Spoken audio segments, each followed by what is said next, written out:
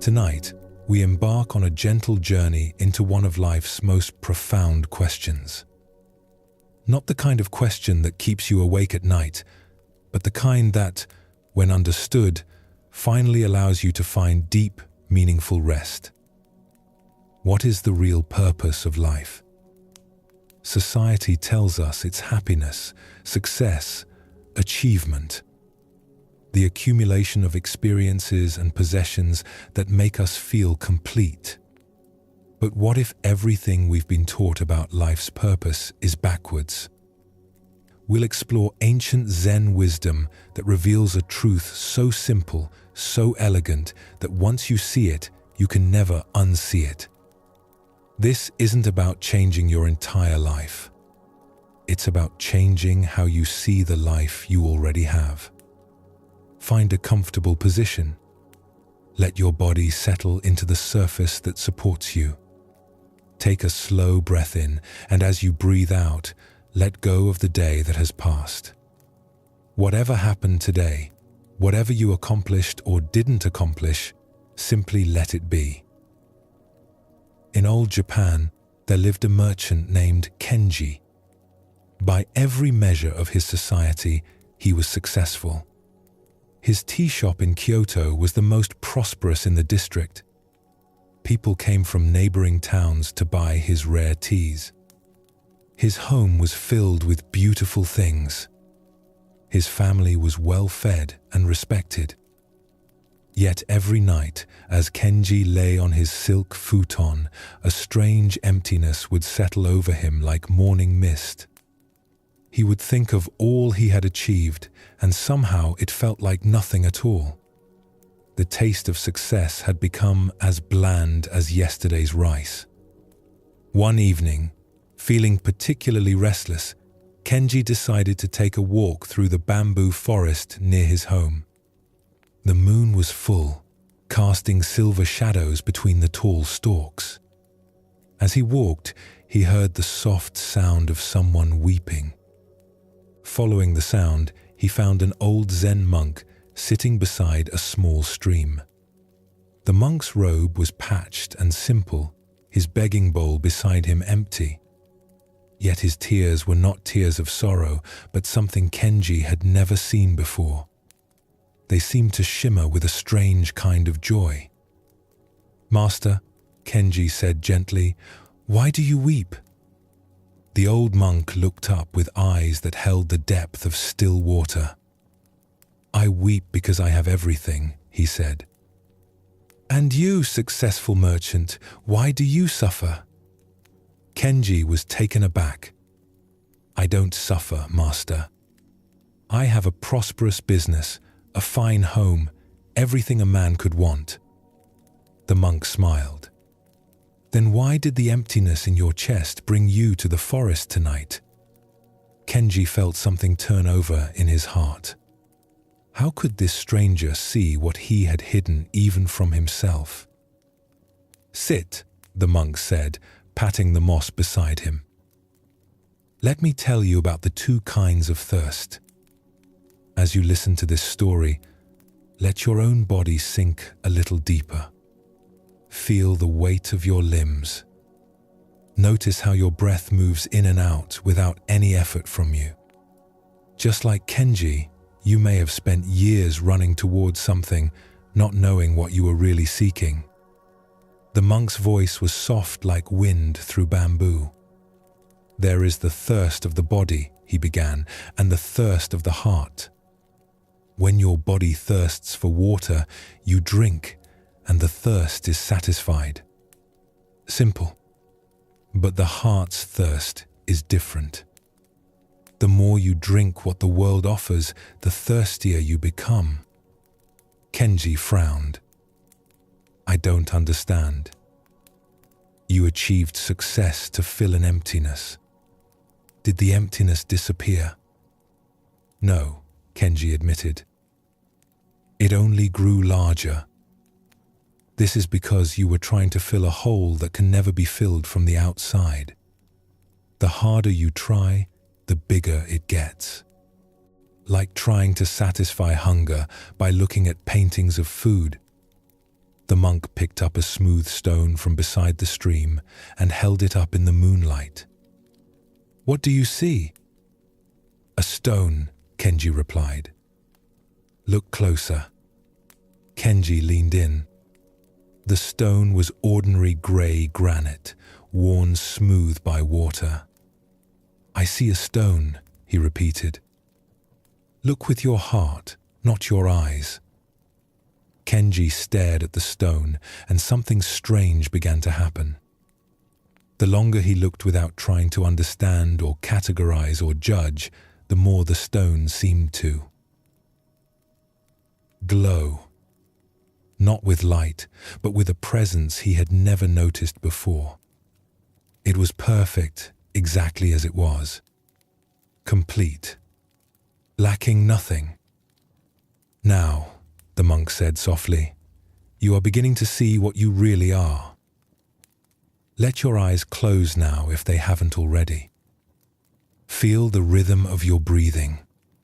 In this moment, you lack nothing. You are not incomplete. You are not broken." This is what the merchant was beginning to understand. The monk continued. The real purpose of life is not to get something you don't have. It's to realize what you already are. Most people spend their whole lives chasing shadows, never knowing they are already the light. "But how can that be?" Kenji asked. "I feel so empty, so restless." "Because you have been taught to look everywhere except where the treasure is hidden. It's like a fish asking where the ocean is. There's an old Zen story about a master and student that illustrates this perfectly.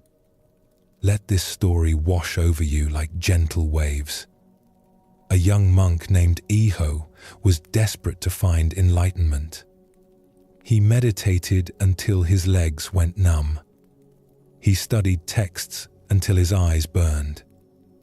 He traveled from temple to temple, seeking the perfect teacher who would finally give him what he lacked.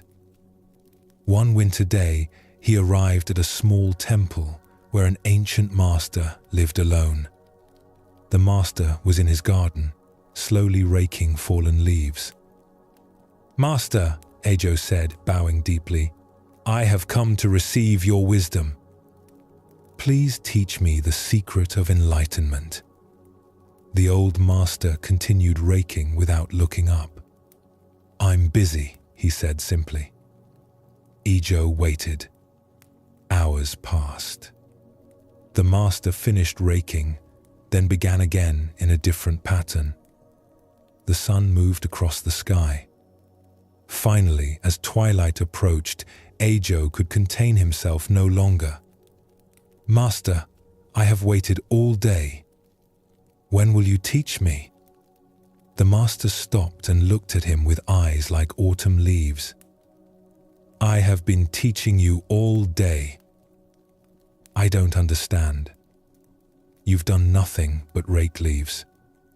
The master smiled. "And what were you doing while I raked?" "Waiting," Eijo said, frustrated. "And what were you waiting for?" "For you to give me enlightenment." "Ah," the master said, setting down his rake. "And while you were waiting for something you didn't have, what happened to this moment?" Eijo opened his mouth to answer, then closed it. He realized he had been so focused on the future teaching that he had completely missed the teaching happening right in front of him. The master's presence. The falling leaves. The sound of the rake on stone. The feeling of cold air on his face. "Master," Eijo whispered, "I have been so busy looking for the moon that I missed the finger pointing at it." "Not quite," the master said gently. "You have been so busy looking for the moon that you missed that you are the moon. Feel your breath moving in and out. You are not breathing to get somewhere else. You are not breathing to become someone different. You are breathing because you are alive, and that aliveness is enough. It has always been enough. Back by the stream, the merchant Kenji sat in silence as these words settled into his heart like seeds in fertile soil. The monk's presence beside him was like sitting next to a warm fire on a cold night. Not because the monk was doing anything special, but because he had stopped doing anything unnecessary. "Master," Kenji said finally, "if what you say is true, why do I feel so driven to achieve, to acquire, to become more than I am?" The monk chuckled, a sound like water over stones. "Because no one ever told you that you were already complete.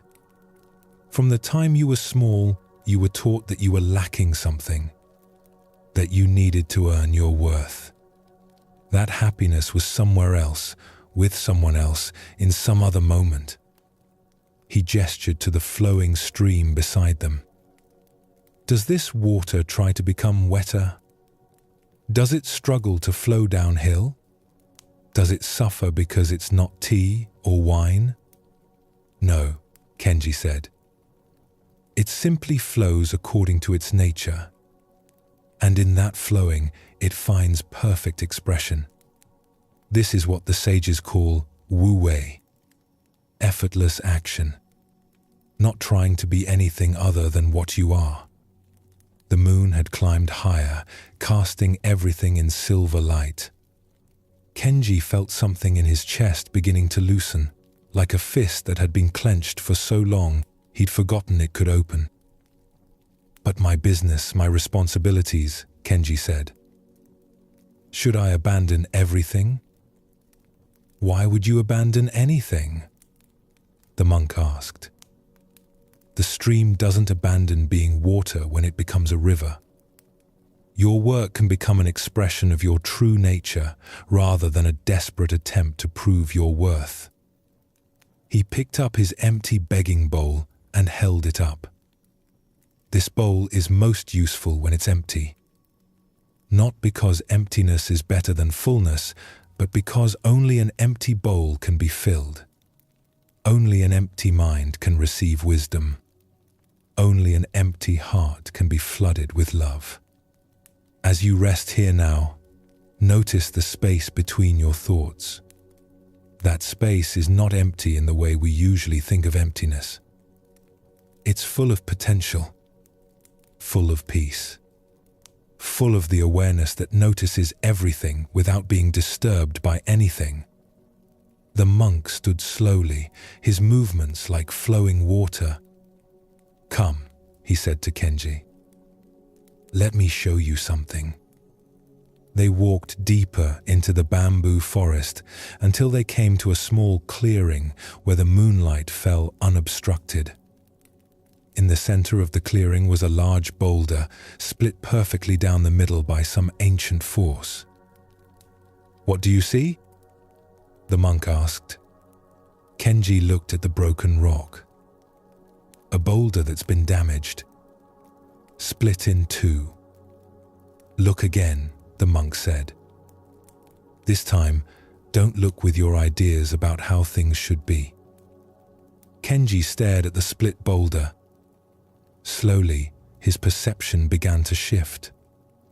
Instead of seeing a broken thing, he began to see the perfect expression of the forces that had shaped it. The way the moonlight fell into the crack, illuminating the crystal formations inside. The small ferns that had made their home in the crevice. The way the two halves leaned toward each other like old friends. "It's not broken," Kenji whispered. "It's complete exactly as it is." "Yes," the monk said. "And so are you. So is everyone. The crack in your heart that you've been trying to heal isn't damage. It's where the light gets in.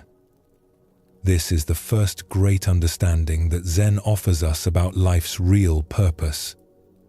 We are not broken beings trying to become whole.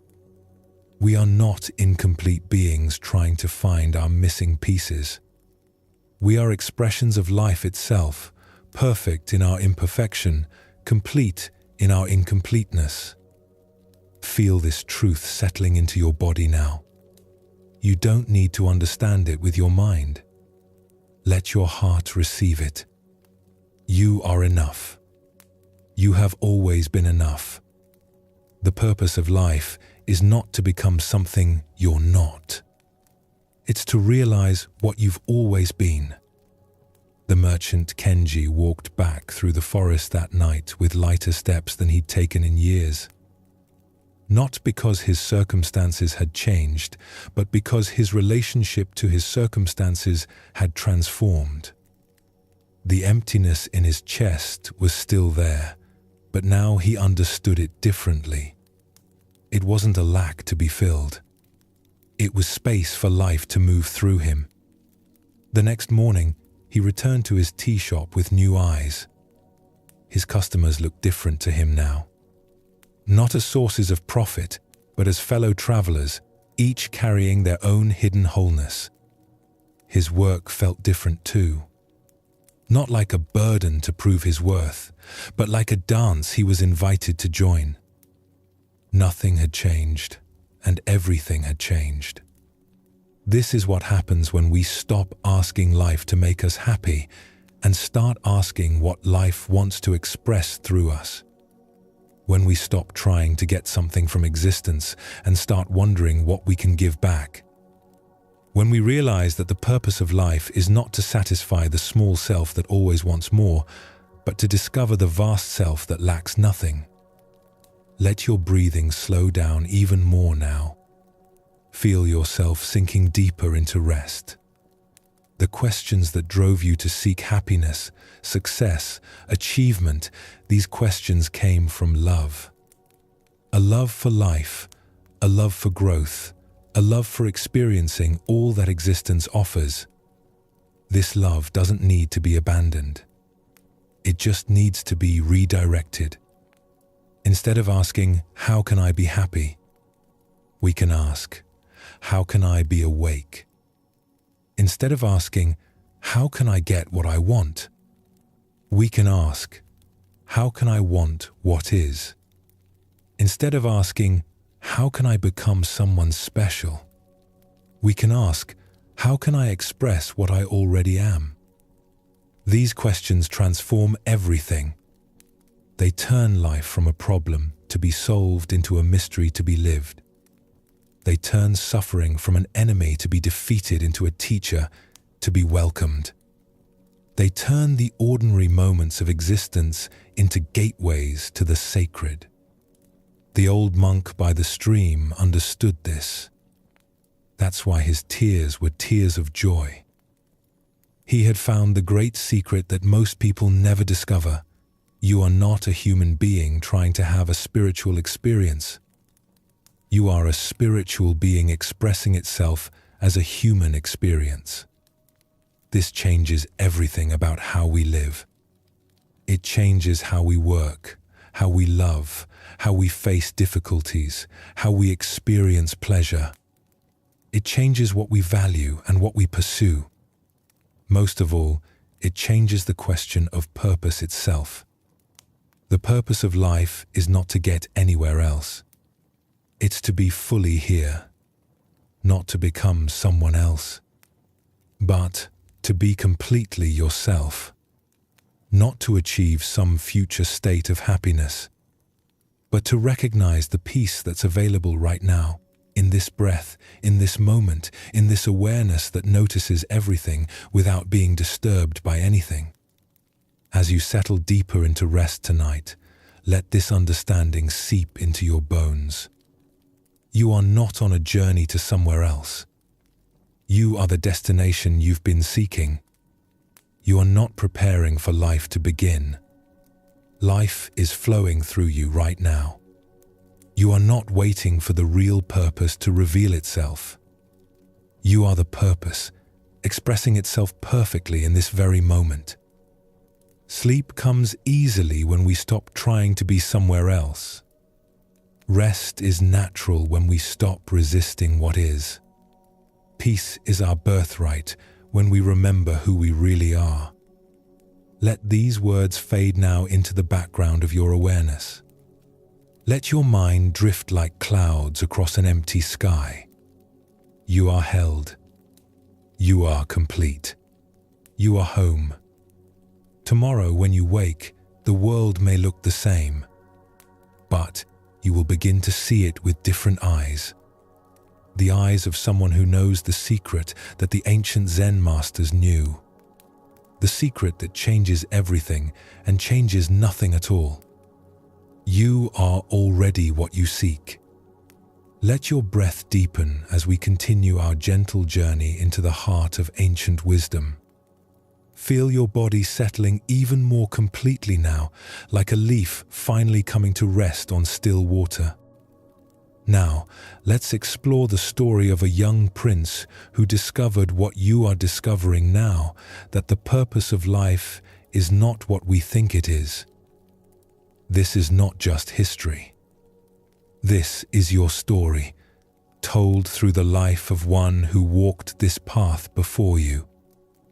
2,500 years ago, in a kingdom nestled in the foothills of the Himalayas, a child was born who would change how humanity understands the very meaning of existence. But this change didn't happen through grand proclamations or miraculous powers. It happened through the simplest thing of all, waking up. The child's name was Siddhartha, and he was born into a palace that was like a dream made real. Imagine gardens where every flower was perfect, where the air itself seemed to shimmer with beauty. Walls covered in silk tapestries that told stories of gods and heroes. Floors of polished marble that reflected the light of golden lamps. As you rest here now, picture yourself in such a place. Feel the soft cushions beneath you, the gentle warmth of sunlight through precious windows, the sound of fountains playing in courtyards filled with jasmine and roses. This was Siddhartha's world, a world designed to satisfy every desire before it could even form. His father, the king, loved his son with the fierce protection that only a parent knows. He had been told by wise men that his son would either become a great ruler or a great spiritual teacher. Wanting to keep his son in the palace, the king made a decision that would shape young Siddhartha's entire understanding of life. He decided that his son would never see suffering. Every person who entered the palace was young and healthy. Every experience was beautiful and pleasant. When flowers wilted, they were immediately replaced. When anything broke, it vanished before the prince could notice. The palace was a bubble of eternal spring, where pain was as foreign as snow in summer. For 29 years, Siddhartha lived in this paradise. He married a beautiful princess who loved him deeply. They had a son whose laughter filled the palace halls like music. He learned the arts of music and poetry, of diplomacy and warfare. He had everything a human being could want. And yet, like the merchant Kenji we met earlier, something stirred in Siddhartha's heart. A restlessness that no pleasure could satisfy. A question that no luxury could answer. Feel that stirring in your own chest now. Perhaps you know it well. It's not dissatisfaction with what you have. It's a deeper knowing that there must be something more, something real beneath all the decorations of life. One night, unable to sleep despite the silk sheets and soft music, Siddhartha made a decision that would echo through the centuries. He asked his charioteer to take him beyond the palace walls. Just once. Just to see what lay outside his perfect world. What he discovered changed everything. On that first journey, Siddhartha encountered an old man, bent with age, his hair white as clouds, his skin marked by the passage of many seasons. Siddhartha had never seen aging before. The sight struck him like lightning. What has happened to this person? he asked his charioteer. "This is old age, my lord. It comes to everyone who lives long enough." "Everyone?" Siddhartha whispered. "Even me?" "Yes, my lord. Even you." Something cracked open in Siddhartha's understanding that day. The first crack in the shell of his protected life. For the first time, he understood that nothing lasts forever. Not youth, not beauty, not strength. Not even the perfect world his father had built for him. Let this understanding settle gently into your own awareness. Not as something frightening, but as something that makes this moment more precious. The breath you're taking right now will never come again. This particular configuration of awareness, peace, and presence is unique in all of history. On his second journey beyond the palace, Siddhartha encountered a person racked with illness. The sight of suffering without any way to escape it shook him to his core. On his third journey, he saw death itself, a body being carried to the cremation ground while family members wept. Each encounter was like a veil being lifted from his eyes. The comfortable illusions that had shaped his entire life began to dissolve. He realized that his palace was not the world. It was a shelter from the world. And no shelter, no matter how beautiful, could protect him from the fundamental realities of human existence. But it was the fourth encounter that changed his life completely. On this journey, Siddhartha saw a wandering monk. The man owned nothing but the simple robe on his back and a small bowl for food. His head was shaved, his feet were bare, and yet there was something in his eyes that Siddhartha had never seen before, not in all the luxury of the palace, not in all the beautiful faces of the court. The monk's eyes held peace. Not the peace of having everything you want, but the peace of wanting nothing you don't have. "Who is this man?" Siddhartha asked. "A seeker, my lord. One who has left the world to search for truth." That night, Siddhartha stood on his palace balcony, looking out at the star-filled sky. The question that had been growing in his heart finally became clear. If aging, sickness, and death were inevitable, if all the pleasure and beauty in the world could not protect him from these realities, then what was the point of life? What was real? What could he trust? He looked back at his sleeping wife and child, at the golden walls that had been his entire universe. And he knew that to find the answer to his question, he would have to leave everything behind. This is the moment that separates ordinary seeking from true spiritual awakening. Siddhartha realized that he could not find real answers from within the very system that had hidden truth from him. To see clearly, he would need to step outside everything he thought he knew. Feel your own willingness to let go of old ideas tonight. You don't need to leave your life behind like Siddhartha did. But you can let go of old ways of thinking about what life is for. You can step outside the palace of familiar assumptions and see with fresh eyes. In the darkest hour before dawn, Siddhartha quietly left the palace. He traded his royal robes for the simple clothes of a seeker. He cut off his long hair with his sword. He walked away from power, comfort, and security to discover what lay beyond the realm of temporary pleasures. For 6 years, he searched. He studied with the greatest teachers of his time, learning meditation techniques that could quiet the mind and expand awareness. He practiced severe austerities, eating only a grain of rice a day, sleeping on beds of thorns, believing that by punishing the body, he could free the spirit. But neither intellectual understanding nor physical extremes gave him the answer he sought. He found he could enter states of blissful concentration, but when he returned to ordinary consciousness, the fundamental questions remained. He could discipline his body until it was like a skeleton, but suffering continued to exist in the world. One day, weak from years of extreme fasting, Siddhartha collapsed by a river. A young village girl named Sujata found him there, more dead than alive. Without asking who he was or what he believed, she offered him a simple bowl of rice milk. As Siddhartha drank this nourishment, something profound occurred to him. His years of indulgence in the palace had not led to truth.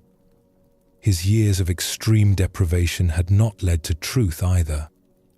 Perhaps the answer lay somewhere between these extremes.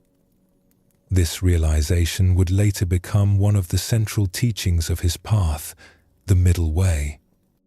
Neither clinging to pleasure nor pushing it away. Neither indulging every desire nor denying every need. A balanced approach that honors both the body and the spirit. Let your own body find this balance now. Not forcing relaxation, but not holding on to tension either. Not trying to stay awake, but not forcing sleep. Simply allowing yourself to rest in the natural rhythm of being. Strengthened by Sujata's kindness, Siddhartha made his way to a large tree near the village of Bodh Gaya. Something in him knew that this was the place. This was the moment. He would sit under this tree until he found the answer to the question that had driven him from his palace. As the sun set on what would become the most important night in human spiritual history, Siddhartha settled into meditation beneath the wide branches of what we now call the Bodhi tree. He made a simple vow, "Let my skin wither, let my blood dry up, but I will not move from this seat until I have found the end of suffering." What happened that night has been told in many ways, with many mythical embellishments. But the essential truth is simple and profound. Siddhartha looked directly into the nature of existence without flinching, without turning away, without protecting himself with pleasant illusions. He saw that everything that arises also passes away. Every thought, every emotion, every sensation, every experience, all of it temporary, all of it in constant flux. He saw that suffering comes from trying to hold on to what cannot be held, from wanting things to be different than they are. But most importantly, he saw through the illusion of the separate self. The I that wants, that fears, that grasps and pushes away, he saw that this too was just another temporary phenomenon arising and passing in awareness. There's a beautiful Zen story that captures this moment of recognition. A monk named Genjo had been searching for enlightenment for many years. One day, while sweeping the monastery courtyard, a pebble flew from his broom and struck a bamboo fence post. At the sound of that small impact, something in Genjo's mind shifted completely. He began to laugh, not with humor, but with recognition. For years, he had been looking for his original face, his true nature, his Buddha mind. And suddenly he realized the sound of the pebble hitting bamboo was his true nature. The awareness that heard the sound was Buddha mind. The one who had been seeking was what he had been seeking. All these years, he said to his teacher later, I've been polishing a brick, trying to make it into a mirror.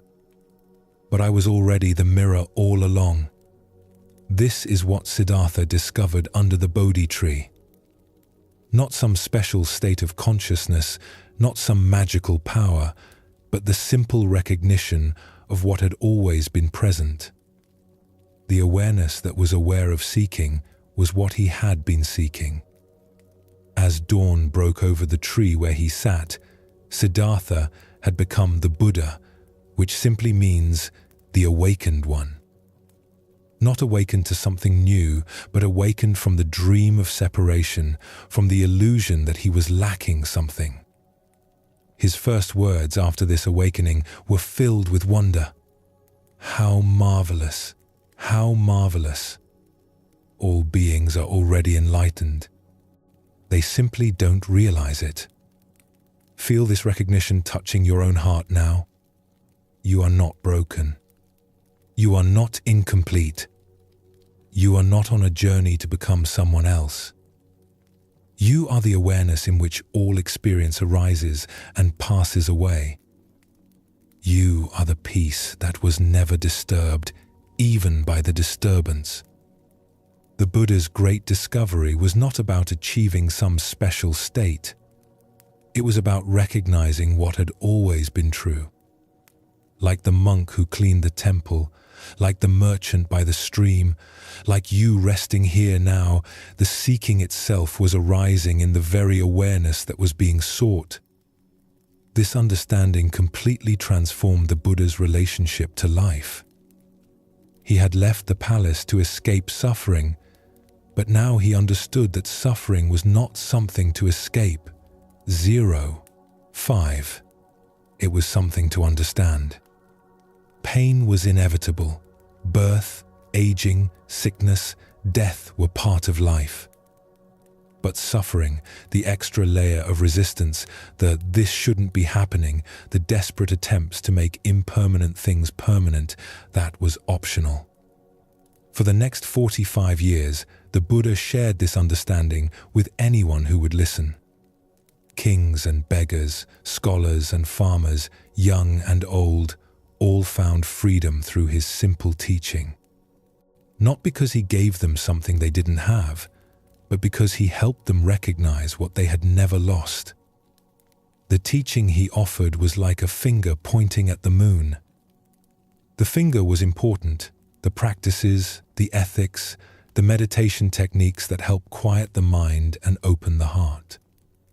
But the moon was the recognition itself, the direct seeing of your own true nature.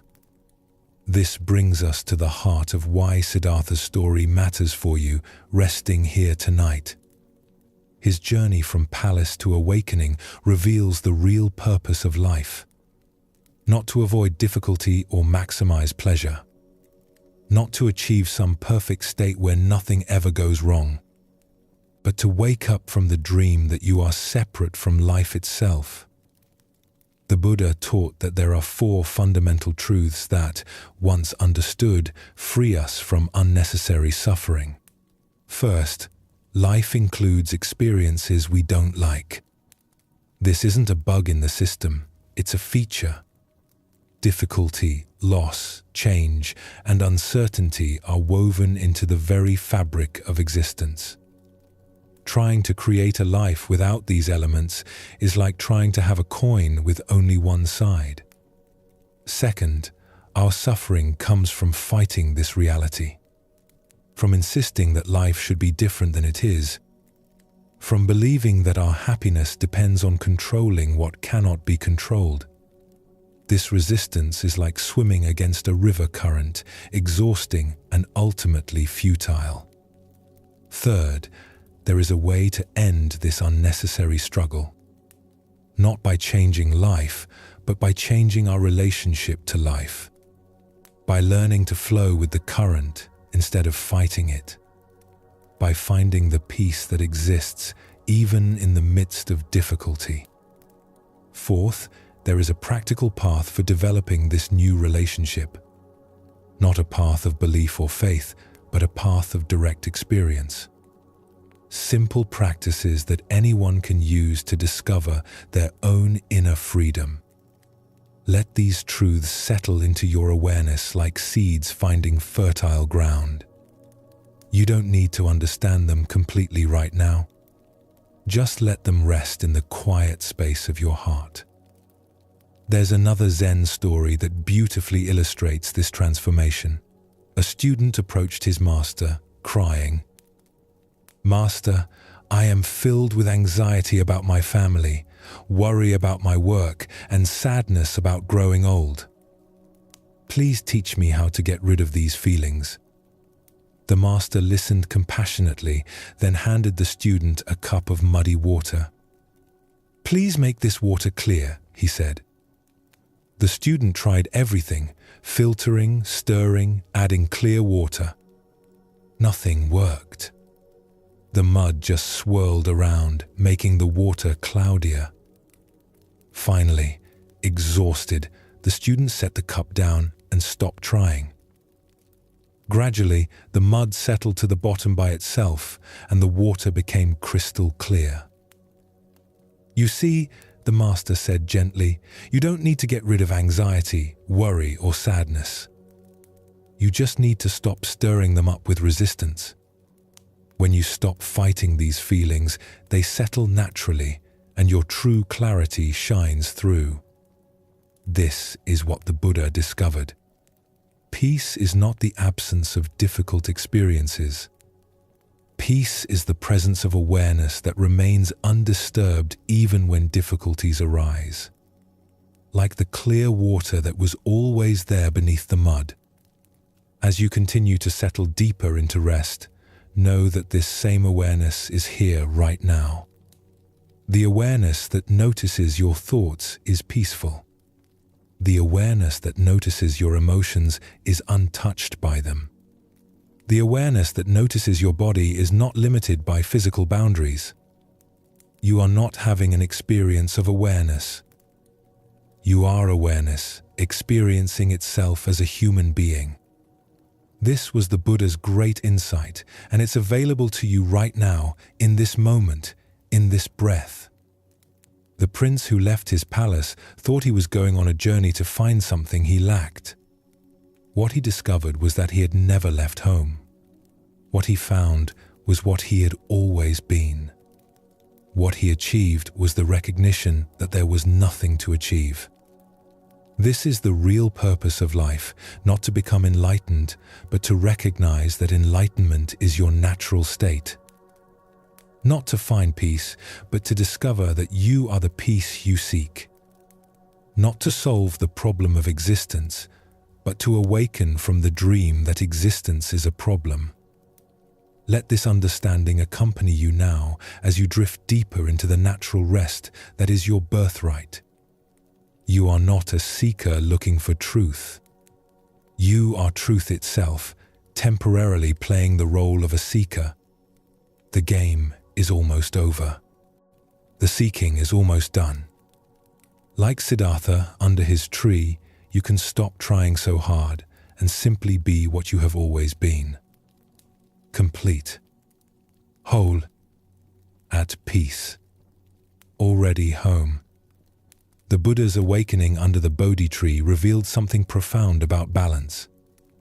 He had tried the extreme of luxury in his palace and the extreme of deprivation in the forest. Neither had led to freedom. True wisdom, he discovered, lies in the middle way, not as a compromise, but as a dynamic balance that honors both our human needs and our spiritual nature. This middle way is like learning to tune a musical instrument. Too tight and the string snaps. Too loose and it cannot make music. But find that perfect tension, and suddenly there is harmony.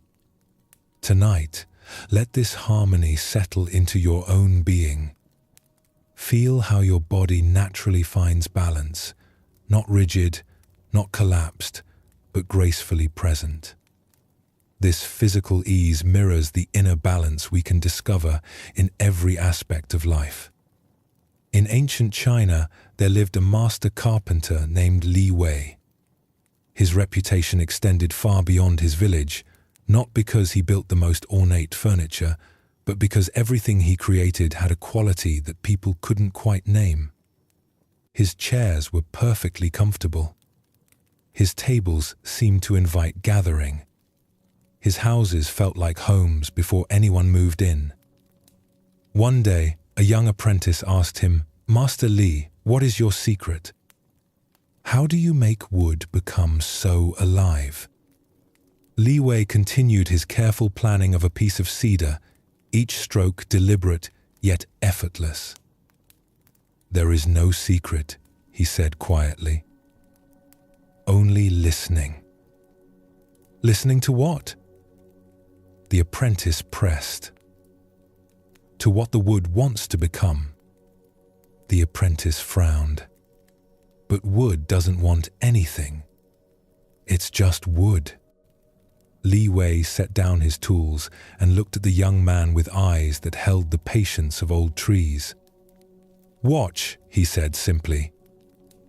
He picked up a piece of bamboo and tried to bend it against its natural grain. The wood resisted, then snapped with a sharp crack.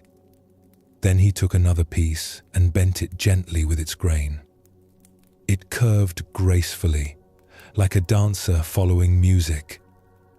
"The wood has its own nature," Li Wei explained. "Fighting that nature breaks it. Working with that nature makes it strong and beautiful. This is the middle way of craftsmanship. As you rest here, feel how this principle applies to your own life. 0. 5. How much energy have you spent fighting your own grain? Trying to force yourself to be someone you're not? Pushing against your natural rhythms and tendencies instead of learning to work skillfully with them?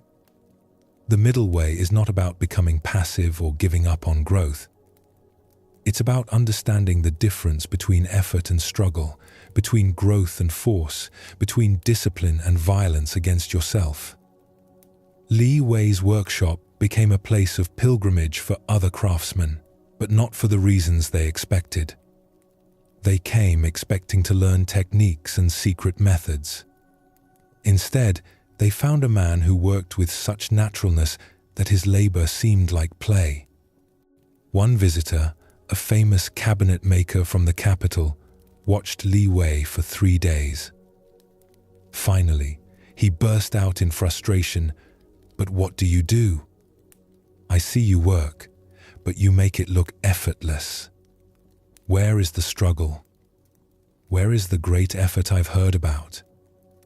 Li Wei smiled and gestured to a tree growing outside his workshop window.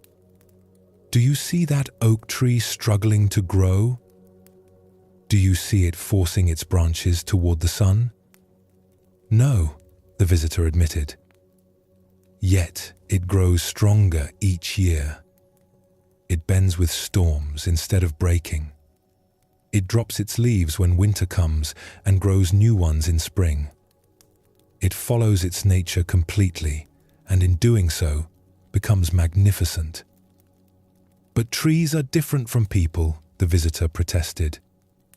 "Are they?" Li Wei asked. "What if humans are also part of nature? What if we too have a natural way of growing, of working, of being? What if the struggle comes from forgetting this?" Feel this question settling into your awareness. What if the difficulty in your life comes not from life being difficult, but from swimming against the current of your own nature? What if there's a way of living that feels more like flowing than fighting? The middle way that the Buddha taught is this natural approach to existence. It doesn't mean being lazy or uncommitted. It means finding the path of least resistance that still leads where you want to go. Like water, which is soft, yet wears away the hardest stone, not through force but through persistence. Li Wei had a student who exemplified the opposite approach. Chen was brilliant and ambitious, determined to become the greatest craftsman in all of China. He worked from before dawn until after dark. He pushed himself to exhaustion, believing that more effort always meant better results. One morning, Chen came to the workshop with his hands shaking from fatigue. He had been working on a delicate carving for weeks, but the harder he worked, the more mistakes he made. The wood kept splitting. His tools kept slipping. His frustration was so great that he threw his chisel across the room. "Master," he said, his voice breaking, "I'm trying so hard, but everything I touch turns to failure." Li Wei looked at his exhausted student with compassion. "Come," he said gently. "Let me tell you about the tea master who forgot himself. As your body continues to relax, Let this story wash over you like warm water. There was once a tea master named Rikyu who was invited to perform the tea ceremony for a gathering of important merchants. This was a great honor, and Rikyu spent days preparing. He practiced every gesture until it was perfect. He rehearsed every word until it flowed like poetry. He was determined to create the most exquisite tea ceremony anyone had ever witnessed. The day of the ceremony arrived. The merchants sat in the pristine tea house, waiting to be impressed. Rikyu began with movements that were technically flawless. Every gesture was precisely executed. Every word was perfectly chosen. And yet, something was wrong. The ceremony felt cold, mechanical, lifeless. The merchants shifted restlessly. The whole room felt tense. Halfway through, Rikyu realized what was happening. In his determination to be perfect, he had forgotten the most important element of the tea ceremony: presence. He was so focused on executing techniques that he had lost connection with the simple joy of sharing tea with others. In that moment, Rikyu made a choice that would be remembered for centuries. He stopped trying to impress anyone. He stopped performing and simply began serving tea. His movements became natural instead of perfect. His words became spontaneous instead of rehearsed. The change was immediate. The room filled with warmth. The merchants relaxed. What had been a performance became a communion. The ceremony, which had been flawless but empty, became simple but profound. Afterward, one of the merchants approached Rikyu. "Master," he said, "I have attended many tea ceremonies, but I have never experienced anything like what happened today. How did you create such magic?" Rikyu smiled. "I stopped trying to create anything. I simply allowed the tea ceremony to happen through me. This is the essence of the middle way, learning when to effort and when to allow, when to do and when to be, when to pursue and when to receive." Chen listened to this story in silence. Something in his heart began to soften. "But Master," he said finally, "how do I know when I'm trying too hard? How do I find this balance?" Li Wei picked up one of Chen's carvings, a piece the student had considered ruined. But as he turned it in the lamplight, Chen saw something he had missed. The mistakes had created unexpected patterns. The places where the wood had split revealed beautiful grain underneath. What he had seen as failure, his master saw as character. "The wood is teaching you," Li Wei said. "When you fight it, it breaks. When you listen to it, it guides you toward its hidden beauty. Your hands are wise when your mind stops interfering." "How do I quiet my mind?" Chen asked. "You don't quiet it," Li Wei replied. "You give it something worthy to focus on. Instead of thinking about the result, pay attention to this single cut. Instead of worrying about tomorrow's work, feel the tool in your hand right now. Instead of trying to be the greatest craftsman, simply be present with this piece of wood." This is how the middle way works in practice. Not through grand gestures or dramatic changes, but through bringing full attention to whatever you're doing right now. When you're fully present, effort becomes effortless. When you're completely here, you naturally find the balance between too much and too little. Let this understanding seep into your bones as you rest. You don't need to transform your entire life overnight. You just need to bring presence to this moment, this breath, this heartbeat, this gentle settling into sleep. Chen began to practice what his master taught. Instead of working 18 hours a day, he worked 8 hours with complete attention. Instead of rushing through projects, he savored each cut, each joining, each finishing touch. Paradoxically, his work improved dramatically, and he finished projects faster than before. "How is this possible?" he asked Li Wei. "When you're not fighting yourself, all your energy goes toward creation instead of internal conflict. When you're not worried about results, you can give yourself fully to the process. When you trust the wood in your hands and this moment, miracles become ordinary." The middle way applies to every aspect of life. In work, it means full engagement without attachment to outcomes. In relationships, it means loving completely while allowing others their freedom. In spiritual practice, it means sincere effort without forcing experiences. In daily life, it means being fully where you are instead of always reaching towards somewhere else. There's a beautiful Zen story that illustrates this perfectly. A meditation student approached her teacher in frustration. "Master, I've been practicing for 3 years, but I still have not achieved enlightenment. My mind is as busy as ever. Should I meditate more hours each day? Should I fast? Should I retreat from the world completely?" The teacher smiled and led her to the monastery's vegetable garden.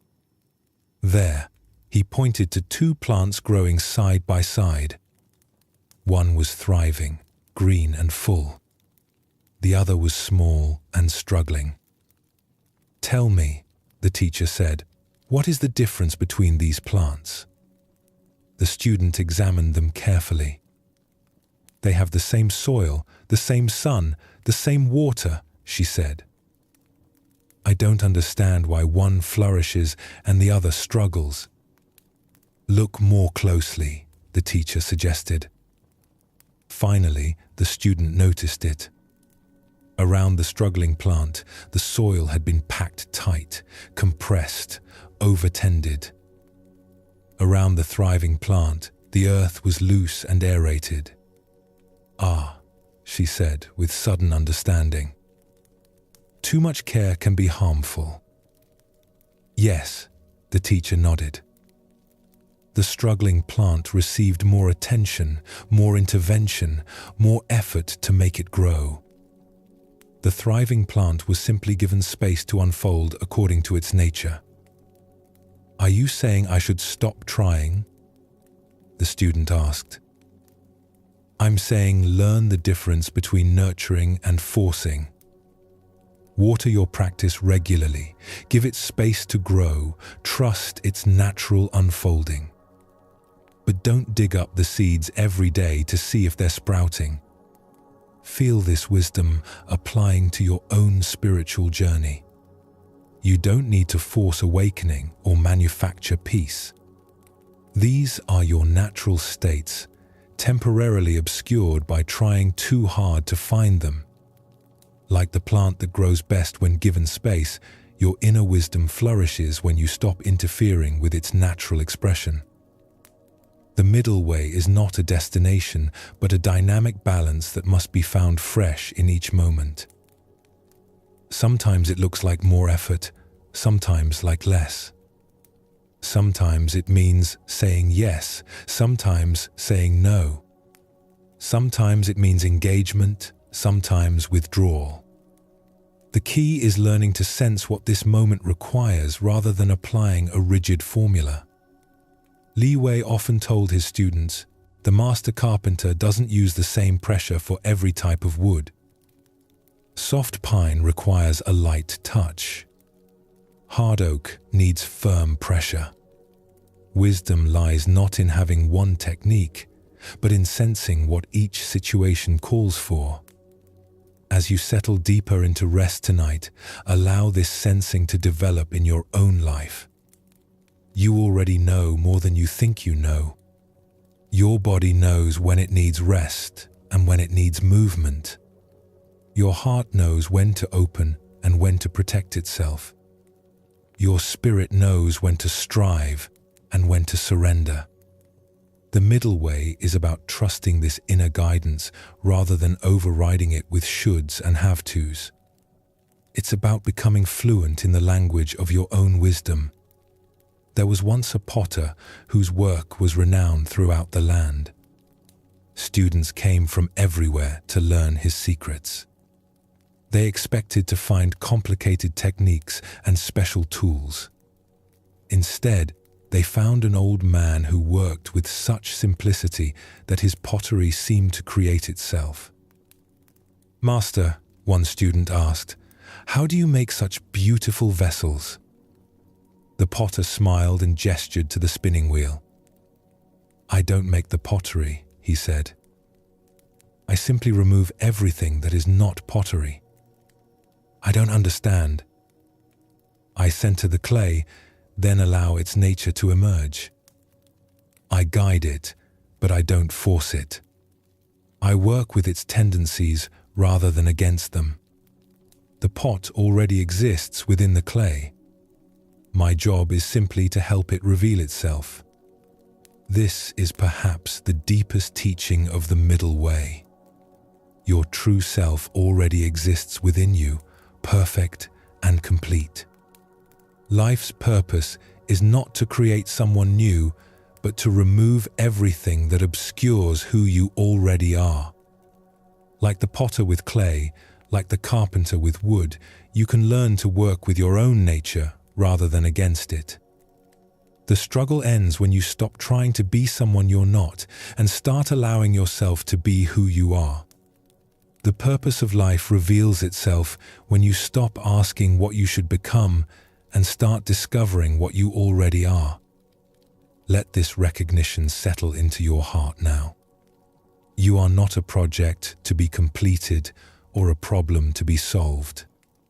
You are a masterpiece in the process of revealing itself.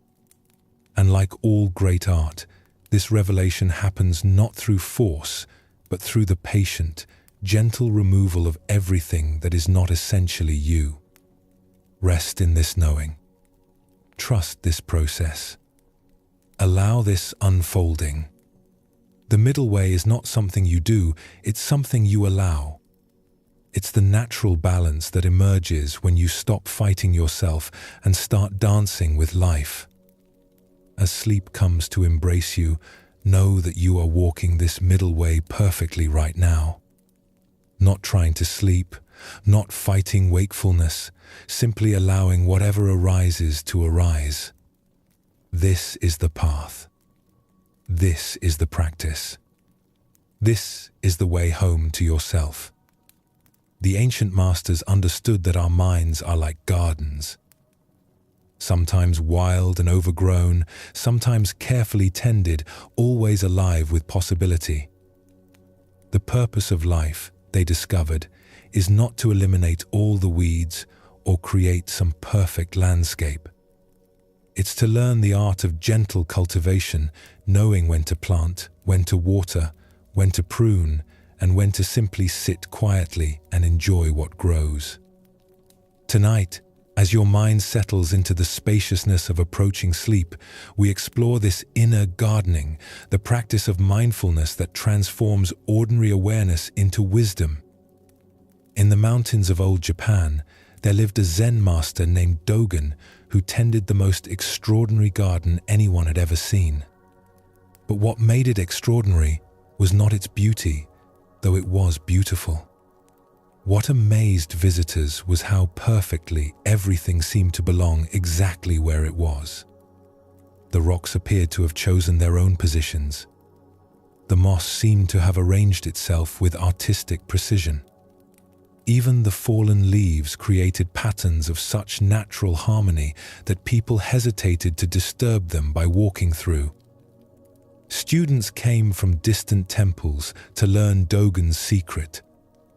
They expected to find special techniques for landscape design or rare knowledge about plants and stones. Instead, they found an old man who spent most of his time simply sitting in his garden, watching. "Master, One eager student asked, "How do you create such perfection? What tools do you use? What methods?" Dogen smiled and gestured to a cushion beside him. "Sit," he said, simply. "Watch with me." "But I want to learn how to garden," the student protested. "This is how to garden," Dogen replied. "First, you must learn to see what is already here. Feel this invitation extending to you now. You don't need to change anything about your current experience. You don't need to feel more relaxed or more spiritual or more anything. Simply practice seeing what is already here, the breath that breathes itself, the awareness that notices without effort, the peace that exists even in the midst of mental activity." The student sat reluctantly beside the master, fidgeting with impatience. His mind raced with plans and ideas. He imagined the garden he would create when he learned these secrets. He compared this garden to others he had seen. He wondered how long this observation would take. After what felt like hours but was probably minutes, the student burst out, "Master, I've been watching, but nothing is happening. When do we start the real work?" Dogen turned to him with eyes that held the patience of mountains. "What do you see when you look at that stone?"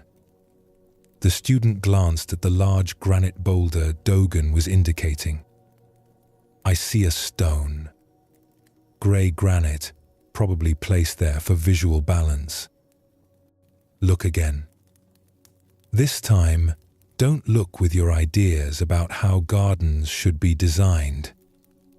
Don't look with your knowledge about stones. Just look." The student tried to follow this instruction, but his mind kept interfering. He saw the stone, but he also saw his thoughts about the stone, his judgments, his comparisons, his theories about its purpose. "I'm sorry, Master. I don't understand what you want me to see." "I don't want you to see anything in particular," Dogen said gently. "I want you to notice what happens when you try to see without wanting. This is the beginning of mindfulness, learning to observe without immediately grasping or pushing away." Like the student in the garden, most of us have forgotten how to simply be present with what is. We look at our lives through filters of should and shouldn't, like and dislike, past and future. But underneath all these mental habits, there is a simpler way of being. A natural awareness that notices everything without being disturbed by anything. This awareness is like the sky, vast enough to hold all weather without being changed by storms or clouds. As you rest here now, practice this sky-like awareness. Notice the thoughts that come and go, but don't get caught up in their content. Notice the sensations in your body, but don't judge them as good or bad.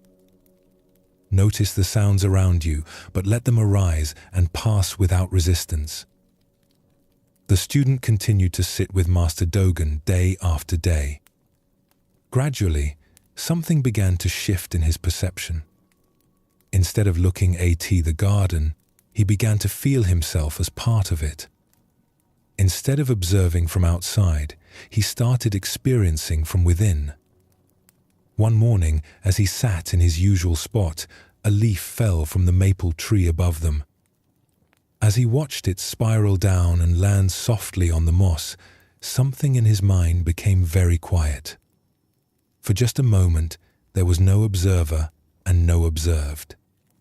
There was just the falling leaf, the morning air, the presence of awareness itself. "Master," he whispered, tears forming in his eyes, "I think I'm beginning to understand." Dogen nodded. "The garden has been teaching you all along. You were just learning its language." "What language is that?" "The language of presence, of things being exactly as they are. of beauty that requires no improvement. This is what mindfulness practice reveals, that life is continuously offering its wisdom, but we're usually too busy thinking about life to actually experience it. Like the student who had to learn to see the garden fresh, we can learn to experience our own lives without the overlay of constant mental commentary. Dogen then shared with his student the practice that had transformed his own understanding. Each morning, he said, I come to this garden not to make it beautiful, but to practice being beautiful myself.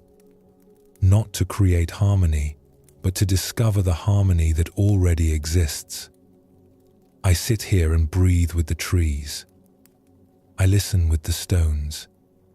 I am still with the still water and moving with the moving clouds. How do you do that? The student asked.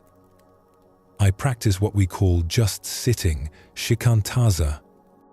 I sit completely, breathe completely, exist completely, without trying to get anywhere else or become anyone else.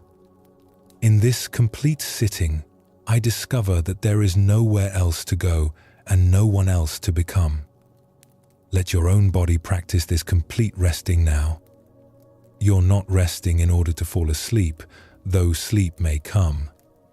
You're not relaxing in order to feel better, though you may feel better. You're simply allowing yourself to be completely present with this moment of existing. The practice of just sitting reveals something profound about the nature of mind.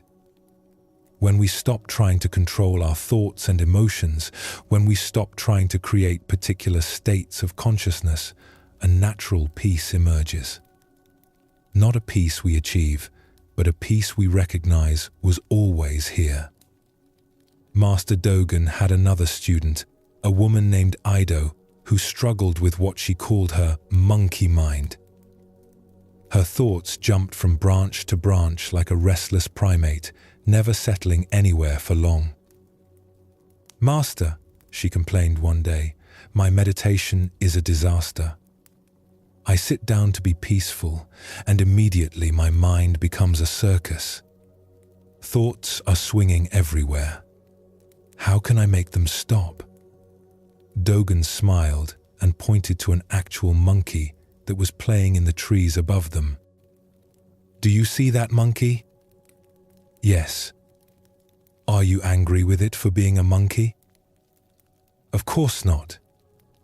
It's just doing what monkeys do. Exactly. And your mind is just doing what minds do. Thinking is as natural to the mind as swinging is to a monkey. The mistake is believing you should be in control of it. But then, how do I find peace? Peace is not the absence of monkey mind.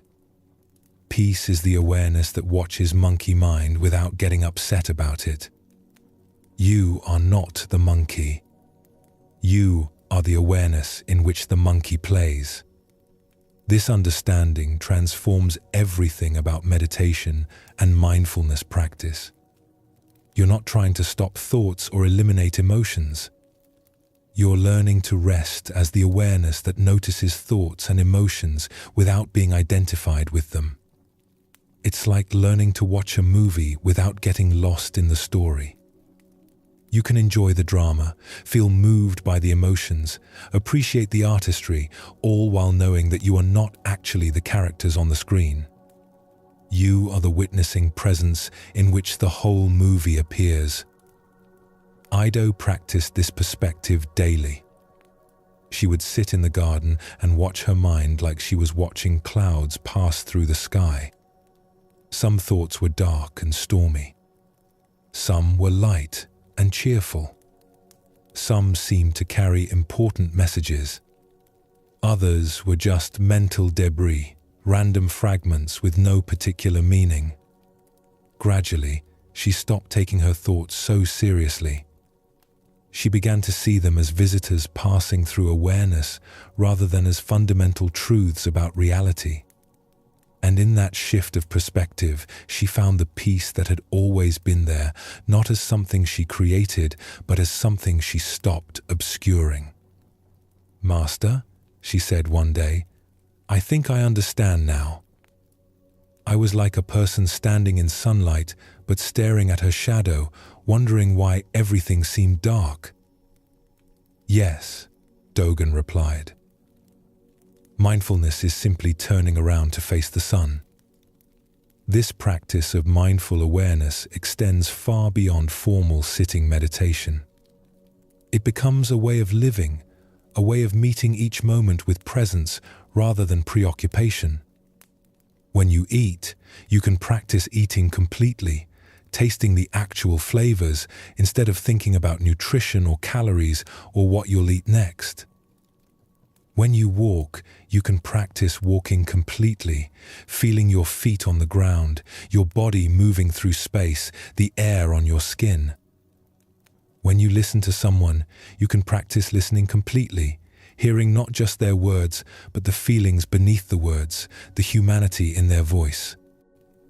This complete engagement with ordinary activities reveals something extraordinary. Life stops being a series of tasks to get through and becomes a continuous opportunity for presence. Work becomes meditation in action. Relationships become opportunities for compassion. Even difficulties become teachers offering lessons in wisdom. There was once a tea master named Sen no Rikyu who elevated this ordinary mindfulness to an art form. When he prepared tea, every movement was deliberate yet natural. When he arranged flowers, each stem seemed to find its perfect position effortlessly. When he swept his tea house, the very act of cleaning became a form of prayer. Students would watch him in amazement. How could such simple activities be so beautiful to witness? One student finally asked, "Master Rikyu, what is the secret of your way?" "There is no secret," Rikyu replied, continuing to whisk the tea with perfect attention. "I just do one thing at a time, completely. But everyone does one thing at a time." "No," Rikyu said gently. "Most people do many things at once. Their body performs one action while their mind is somewhere else entirely. They wash dishes while planning tomorrow's activities. They drink tea while reviewing yesterday's mistakes. They are everywhere except where they actually are. Feel how this applies to this very moment. Are you here completely, allowing yourself to rest and receive these words? Or is part of your attention elsewhere, planning, reviewing, anticipating? There's no judgment either way. Simply notice where your awareness actually is." Rikyu continued, "When I whisk tea, I am completely present with whisking tea. When I bow, I am completely present with bowing. When I sit in silence, I am completely present with silence. This complete presence transforms ordinary activities into sacred acts." "How do you develop such presence?" the student asked. "Practice," Rikyu replied simply. "And patience with yourself when you forget to practice. The mind wanders because that is its nature. Mindfulness is not about preventing the wandering. It's about noticing when it happens and gently returning to here, now, this. This gentleness with yourself is crucial. Mindfulness is not a discipline in the sense of forcing yourself to behave differently. It's more like learning to befriend your own experience. You develop a kind, curious relationship with whatever arises in your awareness. When you notice your mind has wandered into worry, you don't scold yourself. You simply acknowledge, worrying is happening, and return your attention to the present moment. When you catch yourself lost in fantasy, you don't judge it as wrong. You simply note, Fantasizing is here, and gently come back to what's actually happening now. This practice is revolutionary because it stops the war against yourself. Instead of fighting your human tendency to get distracted or emotional or reactive, you learn to work with these tendencies skillfully. You become like a wise gardener who knows that some weather is stormy and some is sunny, and who tends the garden with equal care through all seasons. As you continue to settle deeper into rest, let this self-compassion infuse your relaxation. You don't need to relax perfectly. You don't need to have the right thoughts or the right feelings or the right anything. You can rest imperfectly, think chaotically, feel whatever you feel, and still be practicing mindfulness. The master gardener Dogen often told his students, "The purpose of tending a garden is not to eliminate wildness, but to create harmony between cultivation and nature." Some plants grow where you plant them. Others grow where they choose to grow. Wisdom lies in knowing which is which. In the garden of your own mind, some thoughts respond to gentle guidance. Others seem to have a life of their own. Some emotions can be influenced by your attention and intention. Others need to run their course like storms that must pass through. Mindfulness teaches you to work skillfully with both kinds. With some experiences, you can apply gentle effort, returning your attention to the breath when it wanders, choosing to focus on what's helpful rather than what's harmful. With other experiences, you practice what Zen calls non-resistance, allowing difficult emotions to move through you without fighting them, letting busy thoughts exhaust themselves naturally. This balance between effort and allowing, between cultivation and acceptance, is itself the middle way applied to the practice of awareness. You care for your mind like a garden, but you don't try to control it like a machine. There's a beautiful story that illustrates this perfectly. A monk was troubled by persistent, angry thoughts. Every time he sat to meditate, rage would arise in his mind like a fire. He tried everything to eliminate these thoughts: concentration techniques, visualization practices, breathing exercises. Nothing worked. The anger kept returning. Finally, he went to his teacher. "Master," he said, "I am a failure at meditation. I cannot control my mind. Angry thoughts arise constantly. Perhaps I am not suited for this practice." The teacher listened compassionately, then led the monk to a field where farmers were burning rice stubble after harvest. Smoke filled the air. The smell was acrid. The scene looked chaotic and destructive. "Tell me," the teacher said, "what do you see?" "I see farmers destroying their fields with fire." "Look more carefully." The monk watched longer. Gradually, he began to understand. The fire was not destroying the field, it was preparing it for new growth. The farmers were burning away the old stubble to make room for fresh planting. What looked like destruction was actually renewal. "Ah," the monk said quietly, "the anger is not my enemy. It's burning away something old to make space for something new." "Yes," the teacher said. "Don't try to stop the fire. Let it burn completely, but don't add fuel to it. Don't resist it, but don't feed it either. Simply watch it do its work." This is advanced mindfulness, learning to be present even with difficult experiences without getting caught up in stories about them. The anger arises not because you're a bad person, but because you're human. The worry appears not because something is wrong with you, but because you care about life. The sadness comes not as punishment, but as a natural response to loss and change. When you can hold all these experiences in the spacious awareness of mindfulness, they become teachers rather than tormentors. They show you where you're attached, where you're afraid, where you're clinging to illusions about how life should be. And in showing you these things, they offer opportunities for greater freedom. As you rest here now in the garden of this moment, practice this spacious holding. Whatever thoughts arise, let them be like clouds passing through the sky of your awareness. Whatever emotions surface, let them be like weather moving through the landscape of your heart. Whatever sensations appear in your body, let them be like waves arising and dissolving in the ocean of your being. You are not any of these temporary experiences.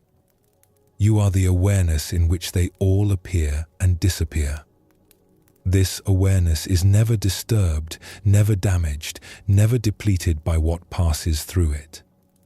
It is your true home, your natural state, your deepest identity. This is not about giving up or becoming passive. This is about discovering the freedom that comes when you stop carrying what was never yours to carry. Like a river that flows effortlessly to the sea, not because it doesn't care where it's going, but because it trusts the landscape to guide it home. In the mountains of Tibet, there lived a monk named Tenzin who carried the heaviest burden anyone had ever seen. Not a physical burden, his possessions fit into a single small bag. His burden was invisible, but crushing. He carried the weight of every mistake he had ever made, every opportunity he had missed, every person he felt he had failed. Every morning, Tenzin would wake with his heart heavy as stone. Every evening, he would lie down feeling as though he had failed yet again. He meditated faithfully, studied the teachings diligently, served others generously. But the weight only seemed to grow heavier with each passing year. One day, an old wanderer arrived at the monastery. He was ancient beyond counting, his eyes holding depths that seemed to reflect eternity itself. He carried nothing except a walking stick worn smooth by countless miles. "Master," Tenzin said, bowing deeply, "you have traveled far. You must be exhausted from carrying your belongings such a great distance." The old wanderer looked puzzled. "What belongings?" Tenzin gestured to the man's walking stick. "Your possessions. Your supplies for the journey." The wanderer laughed, a sound like wind chimes in a gentle breeze. "My dear friend, this stick is not a possession. It's a companion. When I need it, it supports me. When I don't need it, I barely notice it's there. It carries no weight because I carry no attachment to it." "But how do you survive with so little? 0, 5, Tenzin asked. "How do you survive with so much?" The wanderer replied, looking directly into Tenzin's eyes. "I can see the mountain you carry on your shoulders. Tell me, what is in your invisible pack?" Feel how this question touches your own heart. What invisible weight have you been carrying? What burdens have you picked up along the way that were never meant to be yours? That evening, the old wanderer sat with Tenzin by the monastery's meditation hall. "Tell me about this weight you carry," he said gently. And so Tenzin began to unpack his invisible burden. The harsh words he had spoken to his sister 20 years ago. The promise he had broken to his teacher. The times he had felt angry during meditation and judged himself as a failure. The fear that he would never be wise enough, kind enough, good enough. With each item he named, the wanderer simply nodded with infinite compassion. He didn't offer advice or judgment or solutions. He simply listened with the presence of someone who had learned to hear without needing to fix. When Tenzin finished, They sat in silence as the stars emerged above them. Finally, the wanderer spoke. "My friend, you have been carrying things that don't belong to you." "What do you mean?" "You are carrying your sister's anger as if it were yours. You are carrying your teacher's disappointment as if it defined you. You are carrying expectations about how awakening should look, as if there were a right way to be human. None of these things are yours to carry." The wanderer picked up a stone from the ground. "If I asked you to carry this stone to the next village, would you do it?" "Of course, if you needed me to." "And what if I asked you to carry it for the rest of your life?" Tenzin frowned. "That would be a very heavy burden." "Yes." "Now, what if I told you that the stone was never yours to carry, that I had been mistaken when I asked you to pick it up? What would you do?" "I would put it down immediately." "Exactly. So, why do you continue to carry stones that no one ever asked you to pick up?" This is the beginning of true letting go, recognizing that most of what we carry is not actually ours. We pick up guilt that belongs to others. We carry responsibility for outcomes we cannot control. We hold on to pain long after the original wound has healed, like continuing to treat a cut that is no longer there.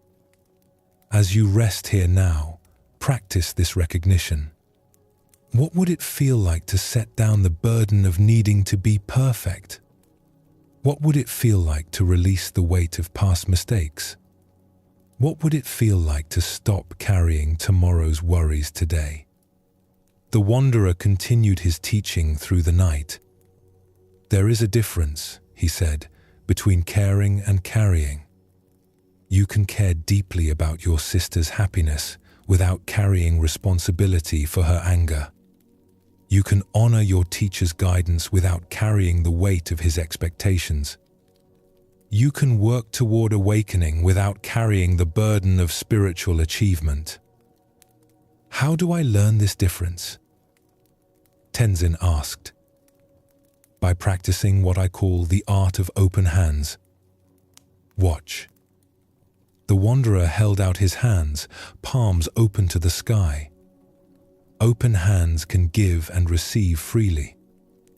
They can hold what needs to be held and release what needs to be released. But closed fists. He clenched his hands into fists. Closed fists can neither give nor receive. They hold on to everything, even things that cause pain.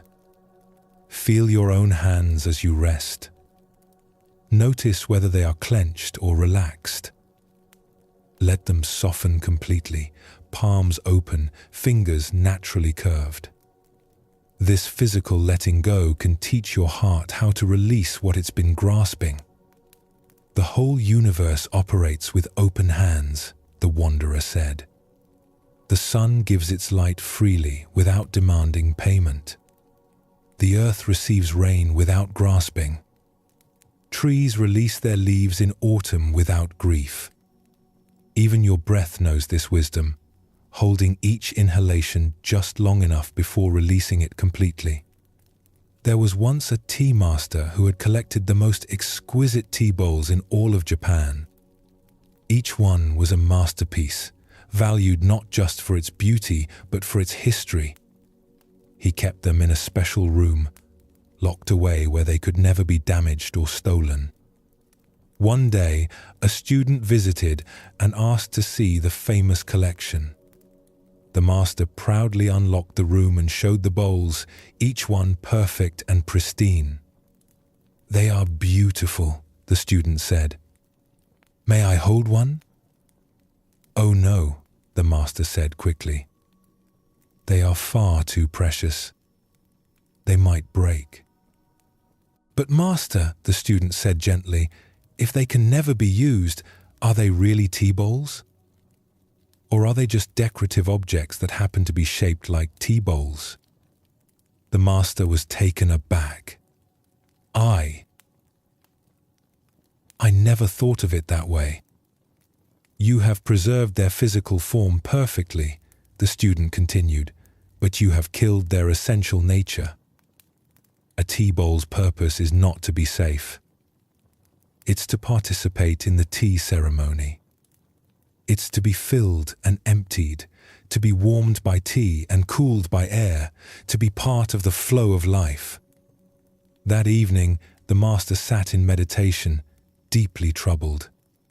He realized he had been doing the same thing with his own life that he had done with his tea bowls.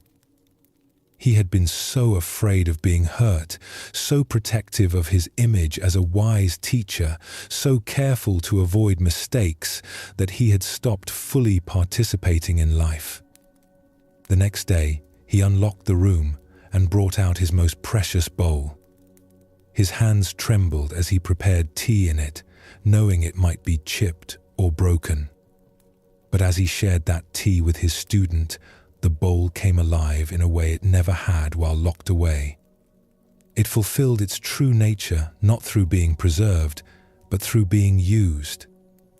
This is what the art of letting go reveals, that security comes not from protecting ourselves from life, but from trusting ourselves to life. That safety is found not in controlling outcomes, but in knowing we can meet whatever comes with presence and wisdom.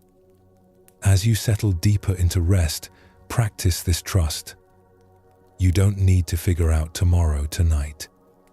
You don't need to solve problems that haven't arisen. You don't need to carry the whole world on your shoulders.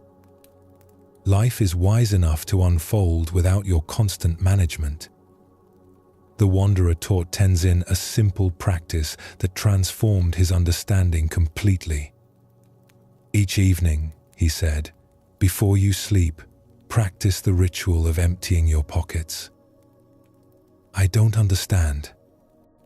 Throughout the day, you pick up things that aren't yours. Worry about others' opinions. Guilt about things you cannot change. Anger about past events. Anxiety about future possibilities. Before sleep, empty these out like you would empty coins from your pockets. How do I do that? Name what you're carrying, thank it for trying to protect you, and set it down. Say, thank you, worry about tomorrow, for trying to keep me safe. I don't need to carry you tonight. Say, thank you, guilt about yesterday, for trying to make me a better person. I can learn from the past without carrying it into sleep. Feel this practice working in your own experience right now. What have you been carrying from today that you can set down?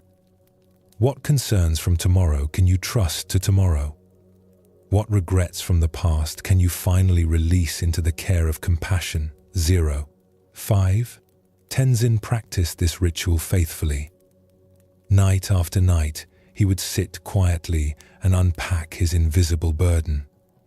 At first, the same worries and guilt would return the next day. But gradually, he began to notice which items in his pack were actually useful and which were just dead weight. He realized that caring about his sister was love, but carrying her anger was not helping either of them. He understood that learning from his mistakes was wisdom, but punishing himself endlessly was just cruelty. He saw that working toward awakening was beautiful, but demanding it on his timeline was just another form of attachment.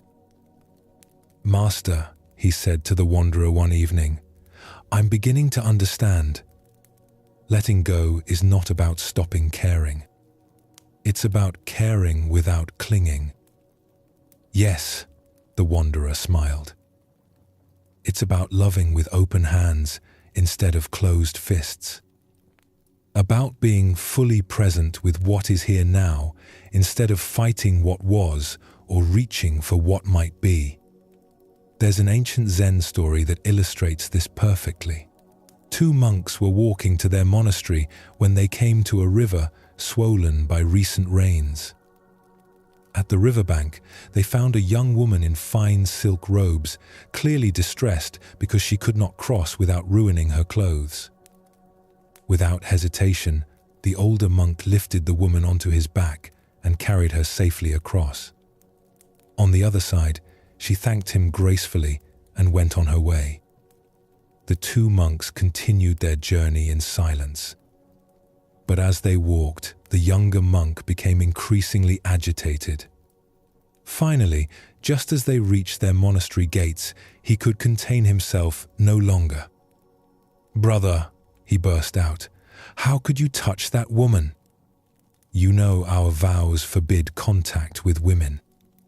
How could you carry her like that?" The older monk looked at him with surprise. "I put that woman down at the riverbank an hour ago. Why are you still carrying her?" This is the essence of letting go, learning to set down what you've picked up when its time of usefulness has passed.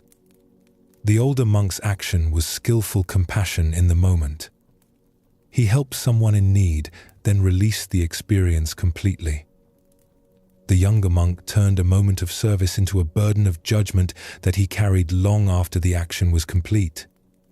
Feel how this applies to your own experience. How many things are you still carrying that you set down long ago? How many conversations are you still having in your mind with people who aren't present? How many problems are you still solving that were resolved hours or days or years ago? The art of letting go is also the art of timing. Like a farmer who knows when to plant and when to harvest, we can learn when to hold on and when to let go. Some things need to be carried for a while, like love for family, like commitment to growth, like responsibility for our actions. Other things are meant to be temporary, like emotions, like circumstances, like thoughts. Wisdom lies in knowing the difference. The wanderer shared one final teaching with Tenzin before departing. "The greatest freedom," he said, "comes from realizing that you are not your experiences. You are the awareness in which experiences arise and pass away. Experiences come and go like visitors in your home. Some are welcome, some are not. But you are not the visitors.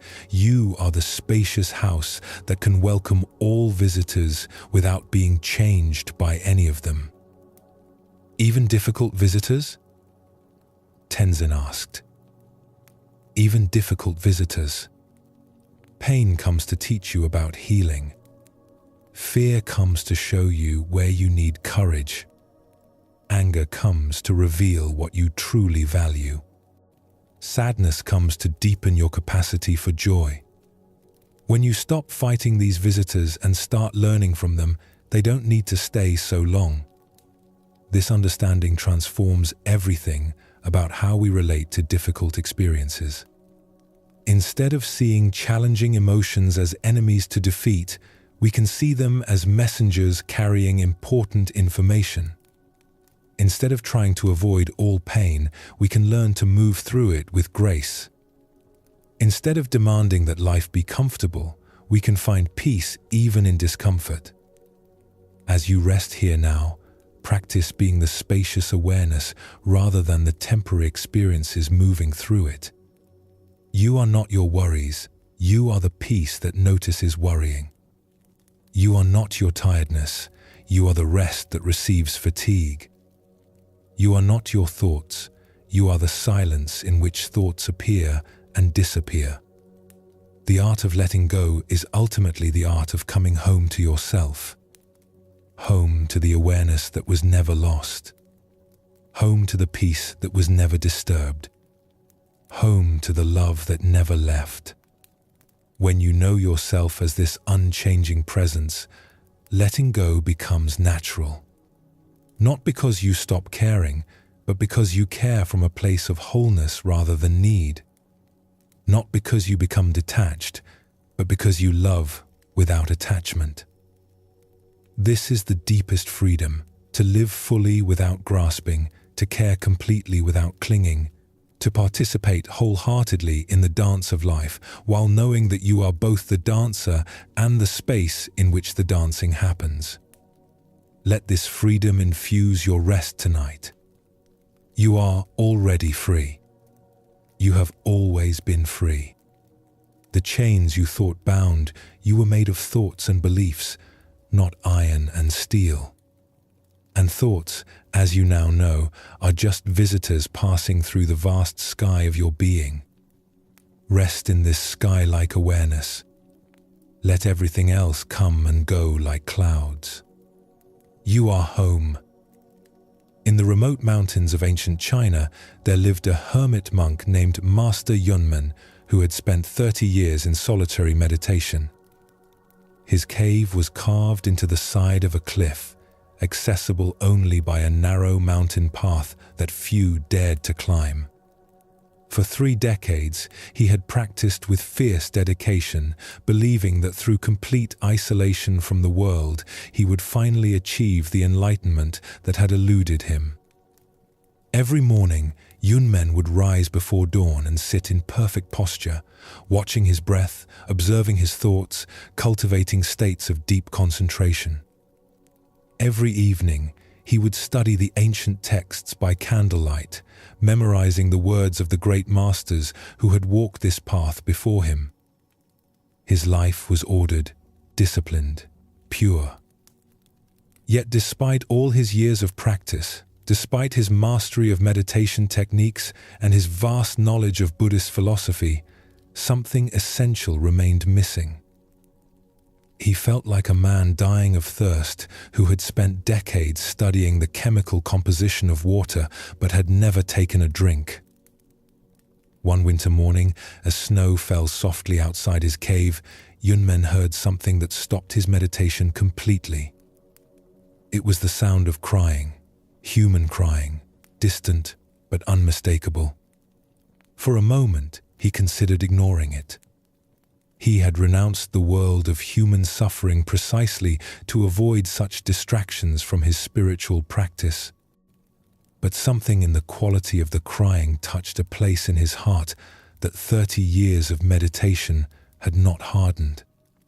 He rose from his cushion, wrapped his thin robe around his shoulders, and ventured out into the snow.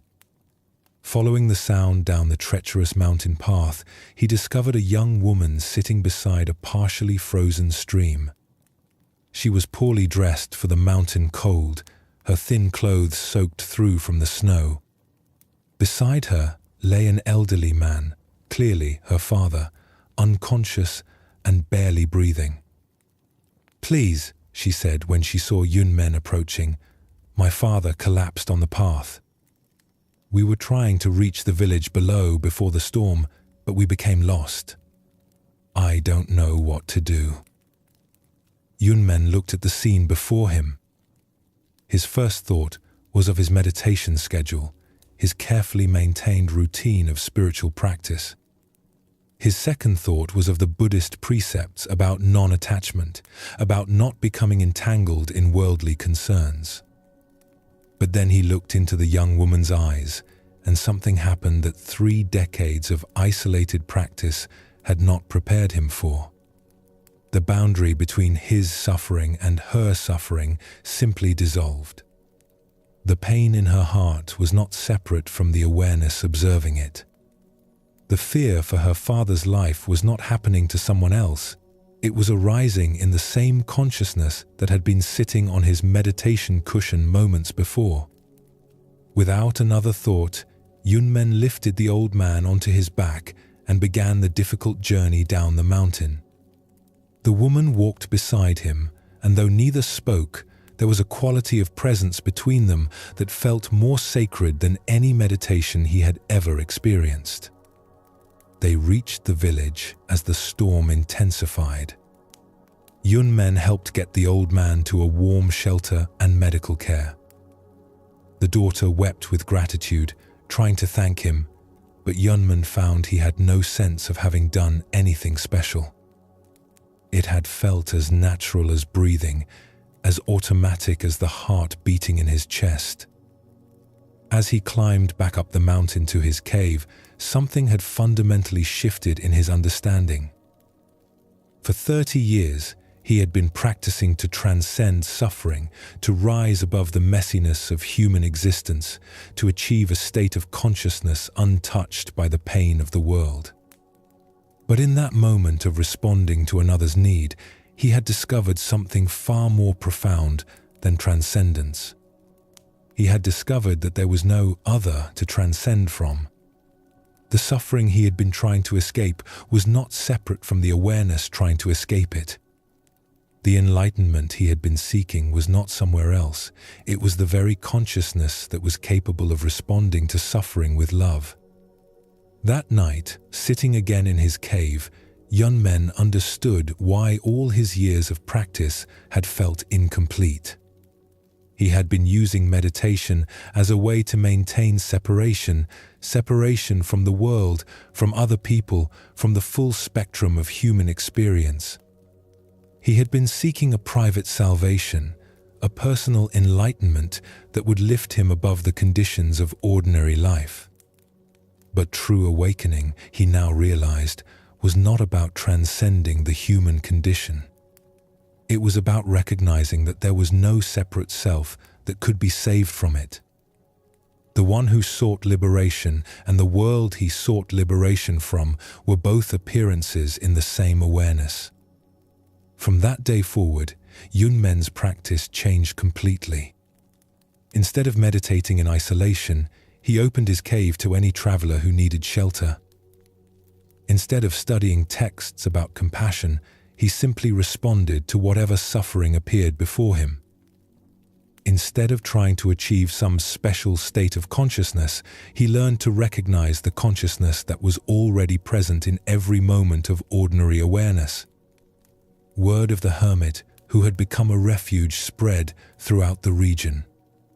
People climbed the difficult mountain path not to receive teachings about enlightenment, but simply to be in the presence of someone who had discovered that enlightenment was not separate from caring for others. One day, a young monk climbed to Yunmen's cave with a question that had been troubling him. "Master," he said, "I have been practicing meditation for 5 years, but I still feel separate from everything around me. How do I overcome this sense of isolation and realize the unity that the teachings speak of?" Yunmen smiled and handed the young monk a cup of tea. "Tell me," he said, "who is asking this question?" "I am," the monk replied. "And who is listening to the answer?" "I am." "And who is breathing while we speak?" "I am." "Show me this I that does all these things." The young monk sat in silence, looking within himself for the solid sense of self that seemed so obvious a moment before. But the more he searched, the more elusive it became. There were thoughts arising and passing away. There were sensations coming and going. There were emotions flowing like weather through the sky of awareness. But nowhere could he find a solid, separate self that was having these experiences. I can't find it," he whispered. "Exactly," Yunmen said gently. "The one who feels separate doesn't exist. There is no one to be united with anything else.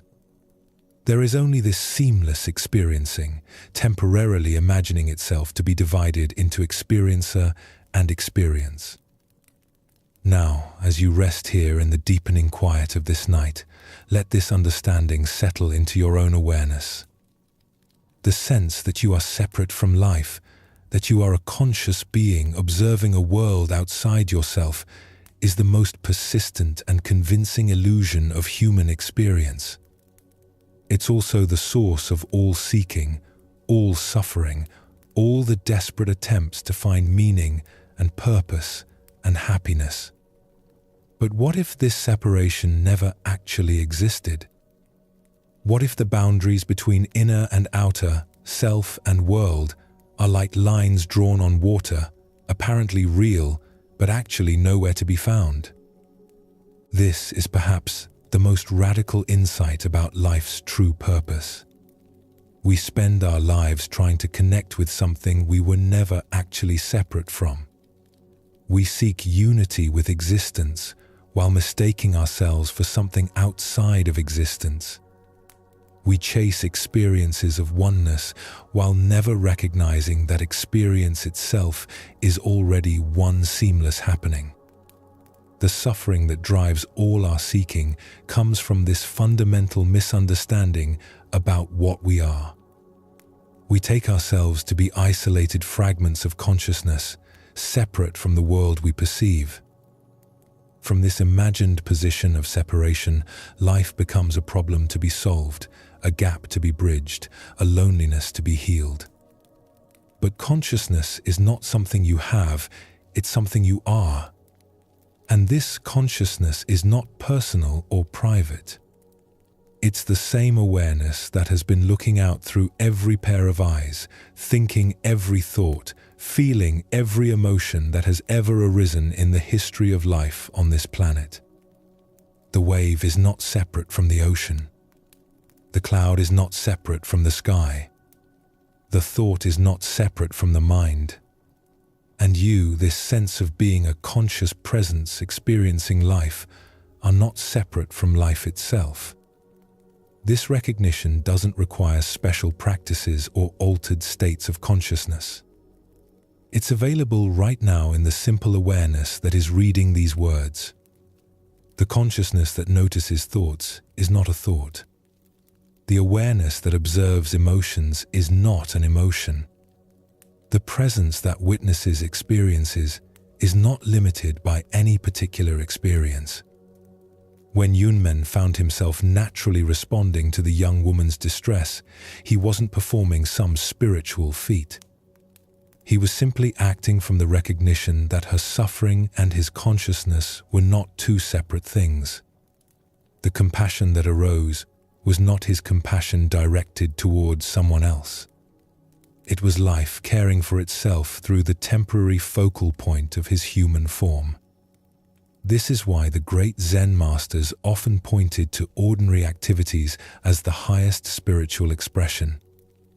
Washing dishes, feeding the hungry, comforting the grieving, these are not distractions from enlightenment.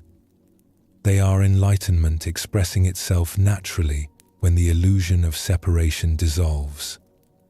The real purpose of life is not to escape the human condition, but to recognize that there is no separate self that could escape from anything. It's not to achieve some special state of consciousness, but to acknowledge the consciousness that is already aware of all states. It's not to transcend the world, but to discover that transcendence and immanence are the same recognition seen from different angles. Feel this recognition touching your own experience now.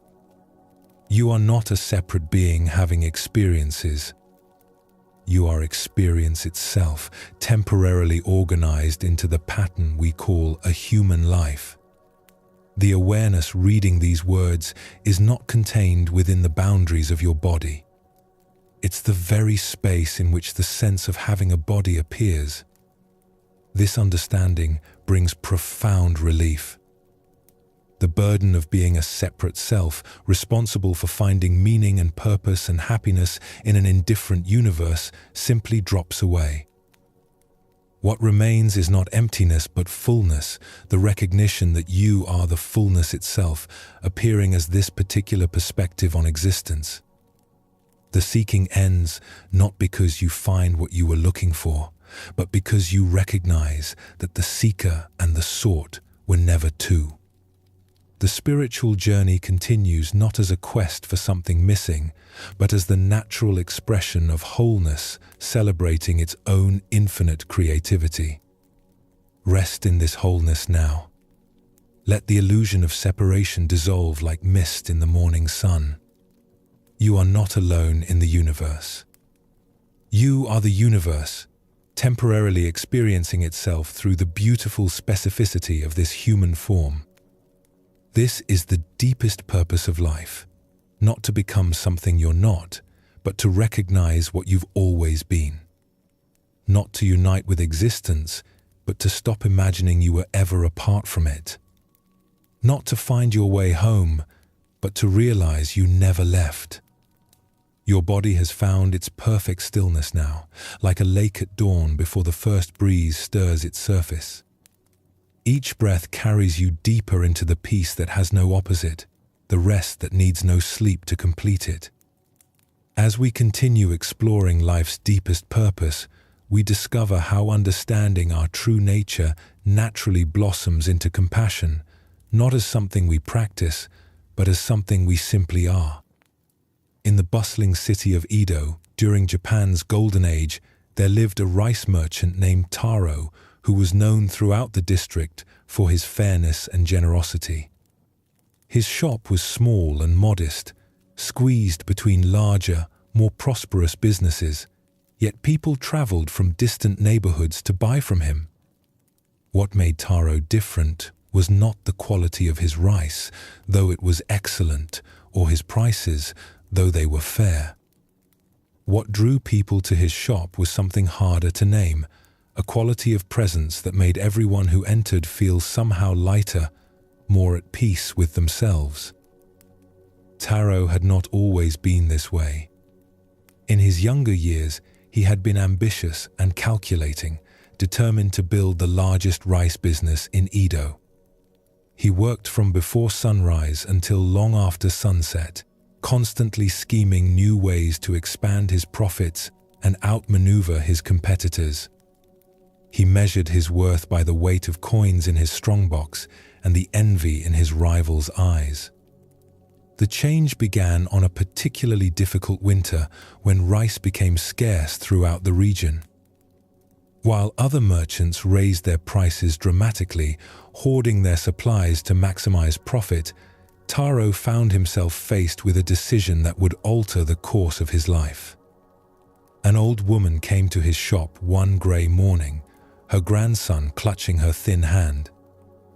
The boy could not have been more than 7 years old, his cheeks hollow from hunger, his eyes holding the peculiar brightness that comes from eating too little for too long. "Please, sir," the woman said, bowing deeply, "I have only enough coins for half a measure of rice. I know it is not enough, but my grandson has not eaten properly in 3 days. Is there any kindness you might show us?" Taro looked at the meager coins in her weathered palm, then at the child's face. For a moment, he hesitated. His business mind calculated the loss, the precedent this might set, the impact on his carefully planned profits. But then something else stirred in his chest, something he had not felt in years of focused ambition. Without speaking, he filled not 1 but 3 measures of rice, wrapped them carefully, and placed them in the woman's basket. When she tried to protest, tried to explain again that she had insufficient money, Taro simply shook his head. "The rice knows no difference between full payment and empty pockets," he said quietly. "It only knows how to nourish." As the woman and child left his shop, something unprecedented happened to Taro. Instead of feeling the sting of lost profit, instead of regretting his impulsive generosity, he felt a warmth in his chest that seemed to expand with each breath. It was as if he had been carrying a heavy stone for years without realizing it, and had suddenly set it down. That night, Taro sat in his shop after closing, trying to understand what had changed. He had given away rice worth nearly a day's profit, yet he felt richer than he had in months. He had acted against his careful business calculations, yet he felt more successful than any profitable transaction had ever made him feel. Over the following weeks, similar situations arose. A sick mother needing rice for her children. An elderly man whose pension had run short. A young couple struggling to feed their newborn. Each time, Taro found himself responding not from calculation, but from something deeper, a recognition that their hunger was somehow not separate from his own capacity to help. Word spread through the neighborhood about the rice merchant who never turned away the truly needy. Some of his competitors mocked him as foolish, predicting that such soft-heartedness would lead to bankruptcy. Other merchants watched carefully, expecting his business to fail, planning to divide his customers among themselves. Instead, something miraculous happened. As Taro's reputation for kindness grew, so did his business. People who could afford full price began choosing his shop not just for the rice, but for the atmosphere of genuine care that pervaded the small space. Customers lingered to chat with him about their lives, their worries, their small joys. His shop became not just a place of commerce, but a gathering place for the community. More importantly, Taro himself was transforming. The driven, anxious merchant who had measured success only in monetary terms began to discover a different kind of wealth. Each act of generosity seemed to expand his capacity for more generosity. Each moment of caring for others revealed new depths of caring within himself. One evening, as he was preparing to close his shop, Taro was visited by a traveling monk who had heard stories of the kind rice merchant. The monk was old and walked with a stick, his robe simple and well-mended. "I have heard," the monk said, "that you give rice to those who cannot pay. People say you are either very holy or very foolish. Which is it?"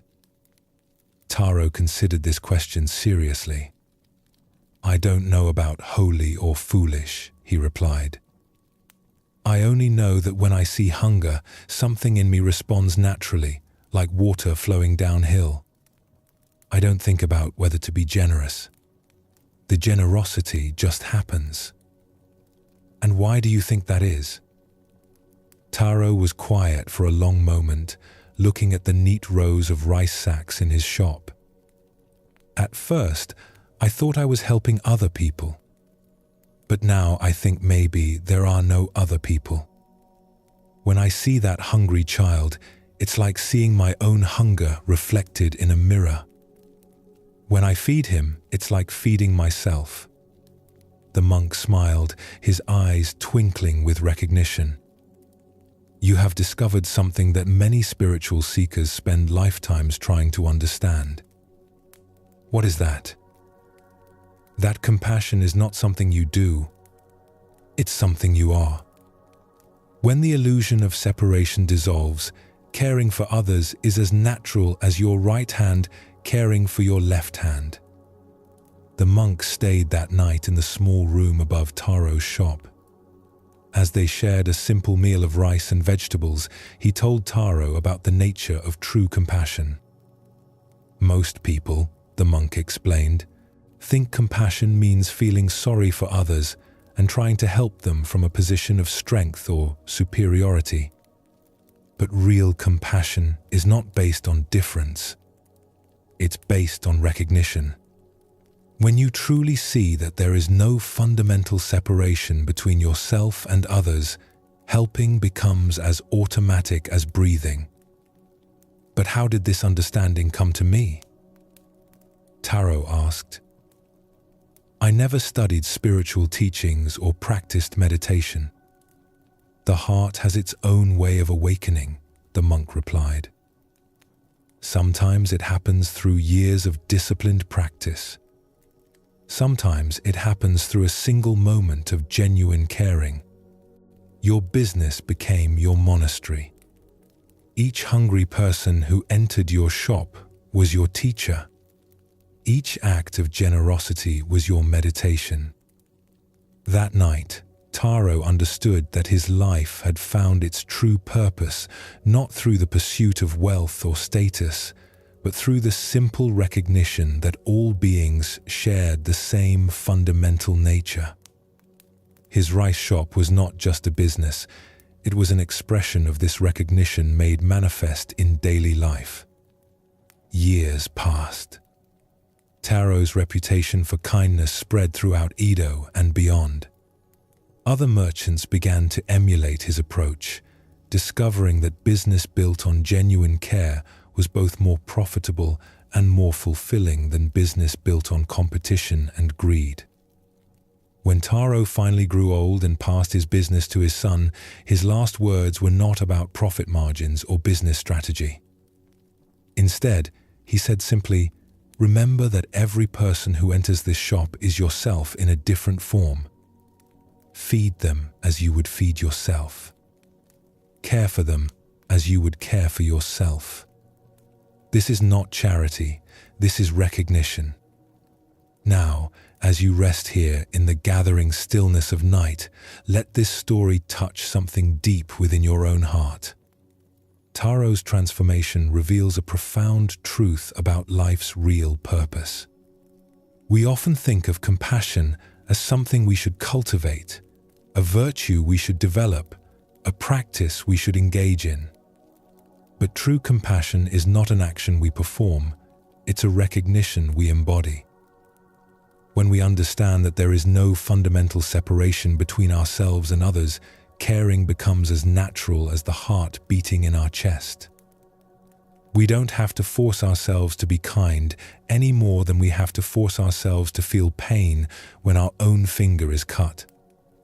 This is why the great spiritual traditions speak of compassion not as a moral imperative, but as a natural consequence of wisdom.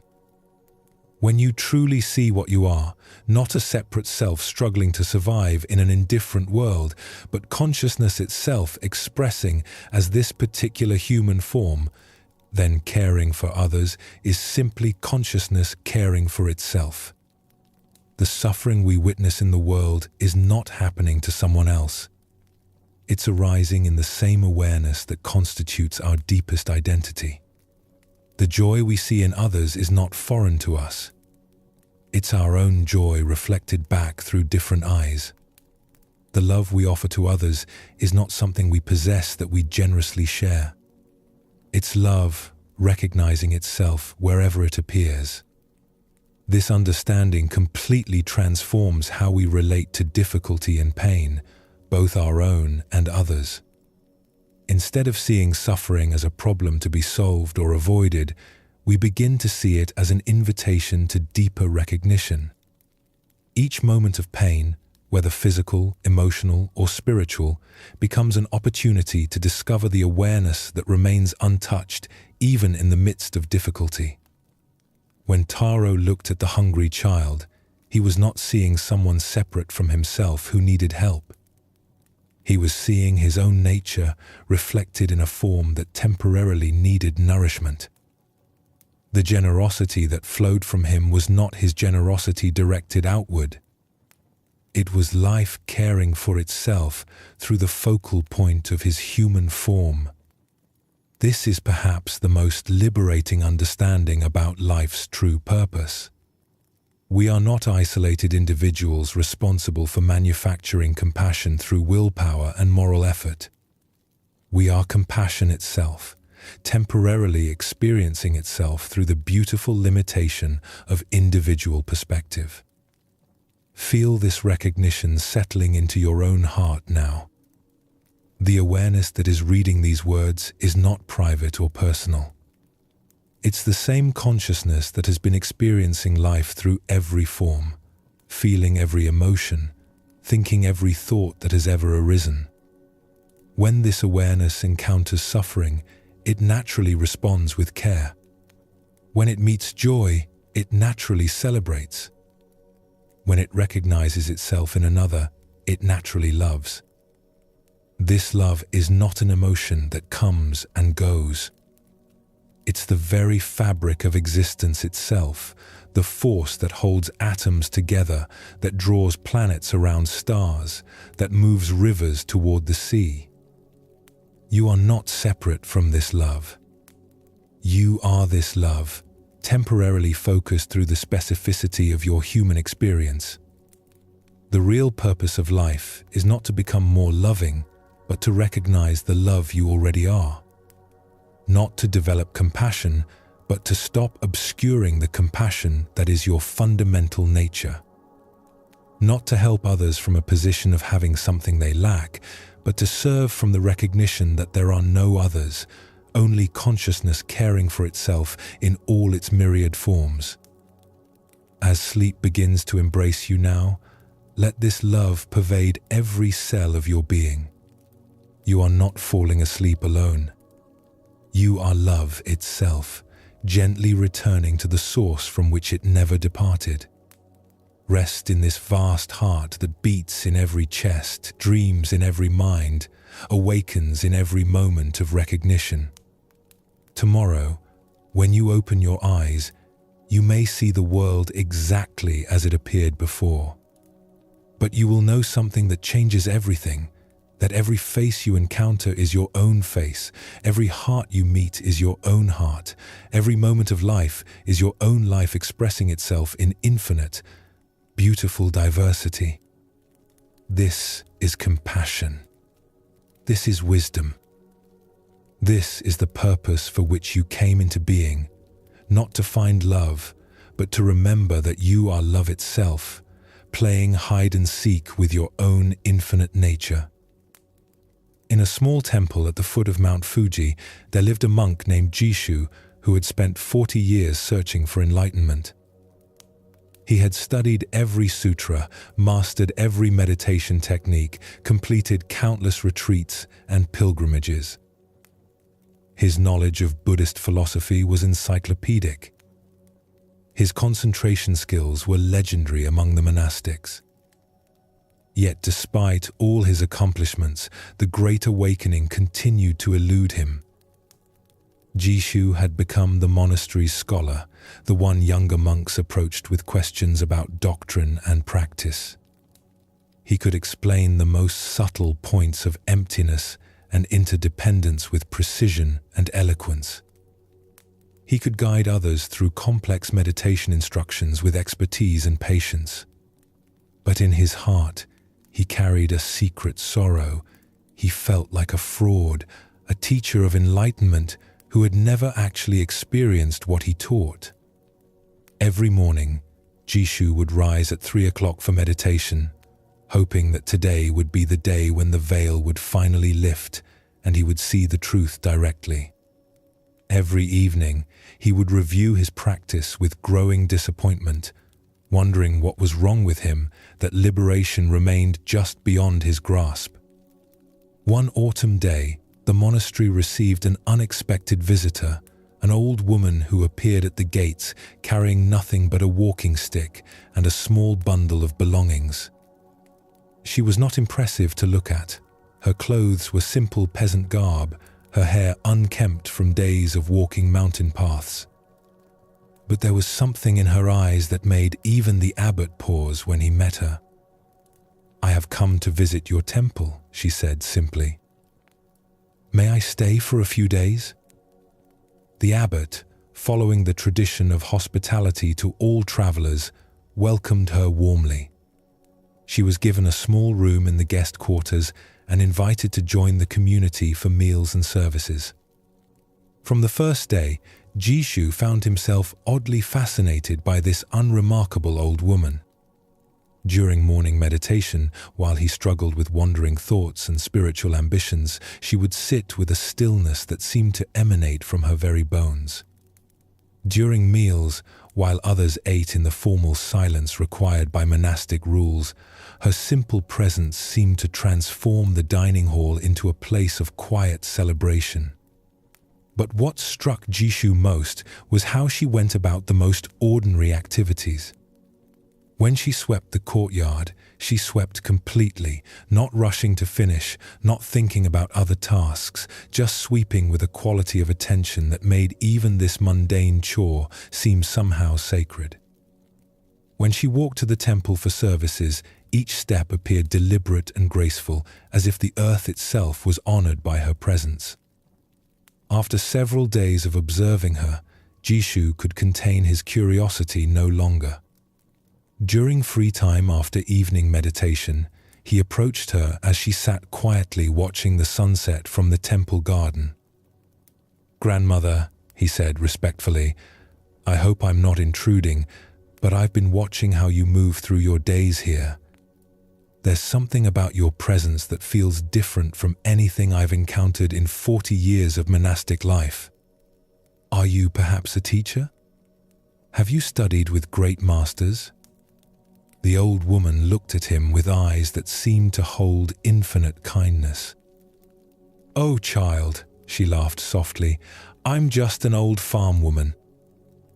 I've never studied anything except how to tend my vegetables and care for my grandchildren. I can barely read the simplest sutras. But surely you must have some special practice, some secret wisdom. The way you sit, the way you walk, the way you simply exist, it's like watching enlightenment in action."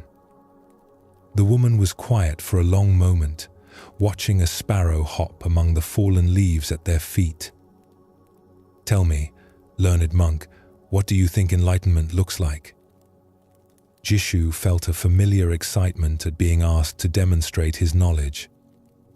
Enlightenment is the direct realization of emptiness, the dissolution of subject-object duality, the recognition of Buddha, nature, the cessation of suffering through the elimination of ignorance and craving. The woman said gently, "those are very big words for something so simple." "Simple? When I watch that little sparrow," she said, pointing to the bird still searching for seeds among the leaves, "do you think it's enlightened?" Jishu considered this carefully. Well, in the ultimate sense, all beings possess Buddha, nature, but the sparrow lacks the self-awareness to recognize its own true nature. The woman interrupted softly. "But does the sparrow suffer from the belief that it's not enlightened? Does it struggle to achieve some special state of consciousness? Does it worry that it's not spiritual enough?" "Well, no." "Then perhaps the sparrow is already living what you're searching for." That night, Jishu lay awake thinking about the old woman's words. Could it be possible that he had been making enlightenment more complicated than it needed to be? Could all his studying and striving actually be taking him further from what he sought? The next morning during meditation, instead of applying his usual techniques and monitoring his progress towards some imagined goal, Jishu simply sat. He didn't try to achieve anything or become anyone special. He just allowed himself to be present with whatever was already here, the sensation of breathing, the feeling of sitting, the sounds of the temple waking up around him.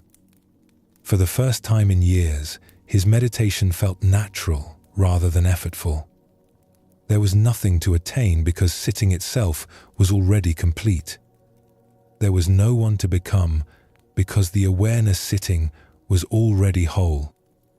After meditation, Jishu found the old woman sweeping the same courtyard where he had spoken with her the night before. This time, instead of watching her as if she possessed some secret he needed to learn, he simply picked up another broom and began sweeping alongside her. They worked together in comfortable silence. There was no sense of a student learning from a teacher, no feeling of seeking something from someone else. There was just two people sweeping, two expressions of the same awareness, temporarily focused through different forms, but participating in the same simple activity. As they finished their work, the woman paused and looked at Jishu with a smile that seemed to contain the warmth of 1,000 suns. "There," she said quietly. "Now you're enlightened." Jishu looked around, expecting to feel different, to see some dramatic change in his perception of reality. But everything looked exactly the same as it had moments before. The temple was the same temple. The morning light was the same light, 0, 5. He was the same monk with the same face and the same thoughts. "But nothing has changed," he said with confusion. Exactly, the woman replied. True enlightenment is not about becoming someone different. It's about recognizing what you've always been. You haven't achieved anything special, you've just stopped believing that you needed to. She gathered her simple belongings and prepared to continue her journey down the mountain. Before leaving, she turned to Jishu one last time. The Buddha you've been seeking is the one who was looking for the Buddha. The enlightenment you've been chasing is the awareness that was doing the chasing. The peace you've been practicing for is the consciousness that was aware of practicing. You've always been what you were searching for. You just forgot to notice. After she left, Jishu continued his monastic duties exactly as before. He still rose early for meditation, still studied the sutras, still guided younger monks in their practice. But everything had changed, because nothing needed to change. Meditation became not a technique for achieving enlightenment, but simply sitting completely. Study became not a pursuit of special knowledge, but appreciation for wisdom that was already present. Teaching became not the transmission of something he possessed, but the recognition of what was already alive in every student. Years later, when other monks asked Jishu about his transformation, about the moment when he finally achieved the enlightenment he had sought for so long, he would smile and say, "There was no moment of achievement because there was nothing to achieve. There was only the moment when I stopped believing I was unenlightened." Now, as you rest here in the deep stillness of night, let this story touch the very core of your understanding. For 40 years, Jishu sought something extraordinary, something that would lift him above ordinary human consciousness into a realm of special spiritual attainment. What he discovered was that the extraordinary had been hiding in the ordinary all along. This is perhaps the most profound teaching about life's real purpose. We spend so much energy seeking peak experiences, altered states, mystical realizations, moments of transcendence that will finally prove to us that we are spiritual beings worthy of peace and happiness. But what if the consciousness that seeks these experiences is already what we're looking for? The awareness reading these words right now is not ordinary awareness having a spiritual experience. It's the same consciousness that sages throughout history have pointed to as our deepest nature. It's not personal or limited or in need of improvement. It's the very space in which all experience arises and passes away. You are not a human being who occasionally touches enlightenment during special moments of meditation or insight. You are enlightenment itself, temporarily experiencing the adventure of being human. You are not consciousness trapped in a body, trying to escape into spiritual freedom. You are consciousness playing at limitation, exploring what it's like to imagine boundaries where none actually exist. This understanding completely transforms what we think the spiritual path is about. Instead of seeking to become someone else or achieve some special state, we can simply relax into what we already are. Instead of trying to transcend the human experience, we can appreciate it as a magnificent expression of our true nature. Feel this recognition settling into your awareness now. You don't need to wait for some future moment of awakening. You don't need to accumulate more spiritual experiences or insights or practices. The awakening you seek is the very capacity to seek it. The enlightenment you're looking for is the awareness that knows you're looking. This is why Zen masters often speak of enlightenment as the most ordinary thing in the world. It's not a special achievement reserved for advanced practitioners. It's the natural state that appears when we stop trying to be somewhere else or someone else. It's what remains when all seeking ceases, Not because we've found what we were looking for, but because we've recognized that the one who was looking was what we were looking for. The old woman sweeping the courtyard was not more enlightened than Jishu the scholar. She had simply never believed she was unenlightened. She lived from the recognition that this moment, exactly as it is, lacks nothing. This breath, this heartbeat, this simple awareness of being alive, this is the Buddha nature that all the scriptures point toward. You don't need to understand this intellectually. Understanding is just another experience arising in awareness. You don't need to feel peaceful or blissful or spiritually elevated. Feelings are just weather passing through the sky of consciousness. You don't need to have profound insights or mystical experiences.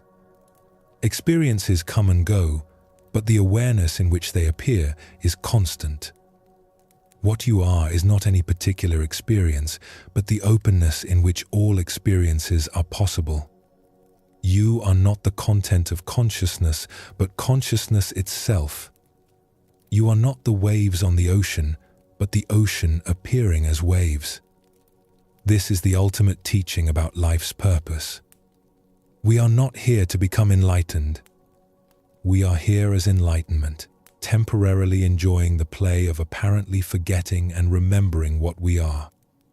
We are not here to find meaning, but to be meaning, expressing the infinite creativity of existence through the beautiful particularity of individual lives.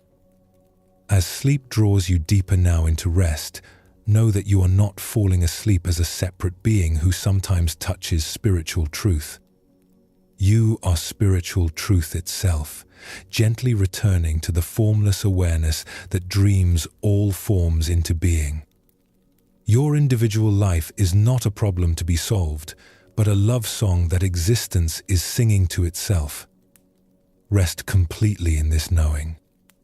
There is nowhere else to go because you are already where you belong.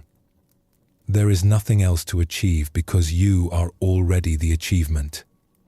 There is no one else to become because you are already the very source from which all becoming arises. The search is over not because you found what you were looking for, but because you realized you were never lost. You are home. You have always been home, and this recognition is the deepest purpose any life can fulfill. The real purpose of life is not a destination to reach, but a recognition to awaken to. You are not a traveler journeying toward enlightenment. You are enlightenment itself, temporarily experiencing the adventure of being human. In a small fishing village by the sea, there lived an old fisherman named Akira who had spent his entire life on the water. Every dawn, he would take his simple boat beyond the harbor into the vast blue expanse. Every sunset, he would return with his catch, his heart full of gratitude for another day spent in communion with the sea. But Akira was different from the other fishermen in one remarkable way. While they spoke of the sea as something separate from themselves, something to conquer or negotiate with or be lucky enough to navigate safely, Akira spoke of the sea as if he and it were old friends who had never been apart. "How do you always know where the fish will be?" the younger fisherman would ask him. Akira would smile and gesture toward the horizon. "I don't find the fish. The sea shows me where they are." "But how does the sea speak to you?" "The same way it speaks to you. Through the wind on your face, the pull of the current on your boat, the color of the water in the morning light. The sea is always speaking. Most people are just too busy talking to themselves to listen. Feel how this wisdom applies to your own life as you rest here. Life is always offering its guidance, always showing you the way forward. But so often we're too caught up in our own mental chatter, our plans and worries and judgments, to hear what existence is actually saying. One day, a spiritual teacher from the monastery in the mountains, came to visit the fishing village. He had heard stories of the fisherman who seemed to have found some secret wisdom through his simple life on the water. "I have come to learn from you," the teacher said to Akira. "The monks in our monastery study sacred texts and practice meditation for hours each day, yet many still seem restless and seeking. But you, a simple fisherman, appear to have found what they search for. What is your secret?" Akira laughed, a sound like waves on pebbles. "There is no secret. I just go fishing." "But surely there is some special practice, some technique you use?" "Yes," Akira said, preparing his nets for the next day's journey. "I practice being where I am, doing what I'm doing when I'm doing it. When I'm mending nets, I mend nets completely. When I'm watching the horizon, I watch the horizon completely. When I'm listening to the sea, I listen completely." "That's all?" "That's everything. This is the profound simplicity that Zen masters have pointed to for centuries. The spiritual path is not about adding complicated practices or esoteric knowledge to your life. It's about bringing complete presence to whatever you're already doing. Washing dishes becomes meditation when you wash dishes completely. Walking becomes prayer when you walk with full attention. Even resting becomes enlightenment when you rest completely." The teacher spent 3 days with Akira, going out on the fishing boat each morning. At first, he found the experience frustrating. He kept waiting for the deep teachings to begin, for the profound wisdom to be revealed. Instead, there was just the simple rhythm of daily work, casting nets, reading weather, feeling the movement of the boat on the water. But on the 3rd morning, something shifted. As the teacher sat in the bow watching the sunrise paint the sky in shades of gold and pink, listening to the gentle sound of water against the hull, feeling the salt breeze on his face, he suddenly understood what Akira had been teaching all along. This moment was perfect exactly as it was. Nothing needed to be added to make it more spiritual or meaningful. The boat was a temple. The sea was a teacher. The sunrise was a scripture written in light itself. "Ah," the teacher whispered, tears forming in his eyes. "I have been looking for God in books and meditation halls, never noticing that God has been looking at me through the eyes of existence itself." Akira nodded quietly. "Now you understand why I never left the village to find enlightenment. How can you leave yourself to find yourself? 0. 5. Feel this recognition touching your own heart. You have been looking for meaning, purpose, peace, happiness, all the things that make life worth living. But where have you been looking? Outside yourself, in achievements and acquisitions and experiences? When all along, the awareness looking for fulfillment is itself the fulfillment you seek." That evening, as they sat by a small fire on the beach, the teacher asked Akira about the difficulties of life. "But what about when things go wrong? When there are storms, when the catch is poor, when people are difficult? How do you maintain this peace?" Akira stirred the coals with a piece of driftwood, watching the sparks rise into the star-filled sky. "The sea has many moods," he said. "Sometimes calm, sometimes stormy. But it is always the sea. I have many experiences, sometimes easy, sometimes difficult.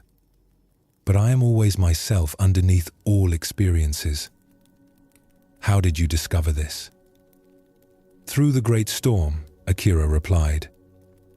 And he told the teacher about the night, 20 years earlier, when his boat had been caught far from shore in a typhoon that came up suddenly from the south.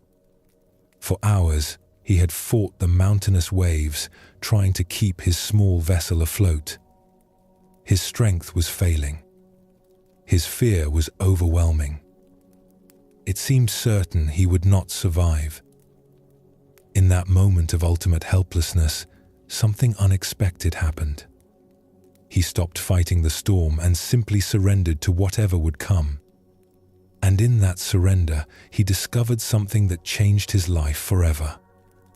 I realized, Akira said, that I had been trying to survive as a separate self in an hostile universe. But when I let go of that struggle, I discovered I was not separate from the storm or the sea or the night. I was part of it all. The storm was not attacking me, it was expressing itself through the whole ocean, of which I was a temporary wave. Were you no longer afraid? The fear was still there. But I was no longer identified with the fear. It was just weather passing through awareness, like the storm was weather passing through the sky. I survived that night not because I conquered the storm, but because I stopped seeing myself as separate from the forces that shape all life. This is perhaps the deepest teaching about life's true purpose. We spend so much energy trying to protect a self that is actually just a temporary pattern, like a wave protecting itself from the ocean. But when we recognize that we are not the wave, we are the ocean expressing itself as a wave, everything changes. You are not a separate being struggling to survive in an indifferent universe. You are the universe expressing itself as a unique, temporary, beautiful pattern of consciousness. Your individual life is not a problem to be solved, but a song to be sung, a dance to be danced, a story to be lived fully and then released. As you rest here now, feel this larger identity. You are not just the thoughts and feelings and sensations of this particular human form. You are the awareness in which all thoughts and feelings and sensations arise. You are the space in which all experiences come and go. You are the silence in which all sounds appear and disappear. The teacher returned to his monastery, transformed by his time with the fishermen. But instead of abandoning his practices, he brought to them a new understanding. Meditation became not an escape from ordinary life, but a way of being fully present with whatever was happening. Study became not an accumulation of knowledge, but a deepening of wisdom. Service became not a duty to perform, but a natural expression of love. The other monks noticed the change immediately. "What did you learn from the fishermen?" they asked. "I learned that I don't need to become enlightened," he replied. "I need to stop pretending that I'm not already enlightened." This is the recognition that ends the spiritual search, not because you've achieved some special state, but because you've remembered what you never actually forgot. The peace you've been seeking is the peace you already are. The love you've been looking for is the love looking through your eyes. The home you've been trying to reach is where you've always been. There's a beautiful final story that captures this perfectly. An old Zen master lay dying, surrounded by his students. They were deeply saddened, knowing they would soon lose their beloved teacher. "Master," one student said through tears, "where will you go when you die? 0. 5. How will we find you again?" The master smiled with eyes that seemed to hold infinite gentleness. "Where can I go? There is nowhere that is not here. How can you lose me? There is no one who is not you. But what is the final teaching you want to leave us?" The master was quiet for a long moment, listening to the sound of rain beginning to fall on the monastery roof. Then he spoke his last words. "The rain has been falling on this roof for 1,000 years. But tonight, for the first time, the roof is grateful." With that, he closed his eyes and passed peacefully, leaving his students with the understanding that would transform their lives. Existence had always been perfect.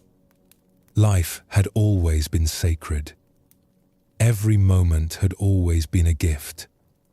They had simply forgotten to notice. This is the real purpose of life, to wake up to the sacred nature of ordinary existence. To recognize that every breath is a miracle, every heartbeat a blessing, every moment an opportunity to experience the wonder of being alive. You don't need to wait for some future moment of enlightenment. You don't need to earn your way to peace through years of practice. You don't need to become someone special to deserve happiness.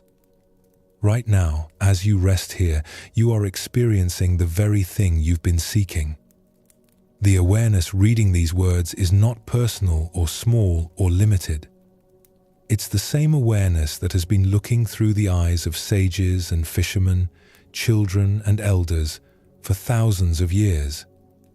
It's the same consciousness that watches stars being born and seasons changing and love flowing between hearts.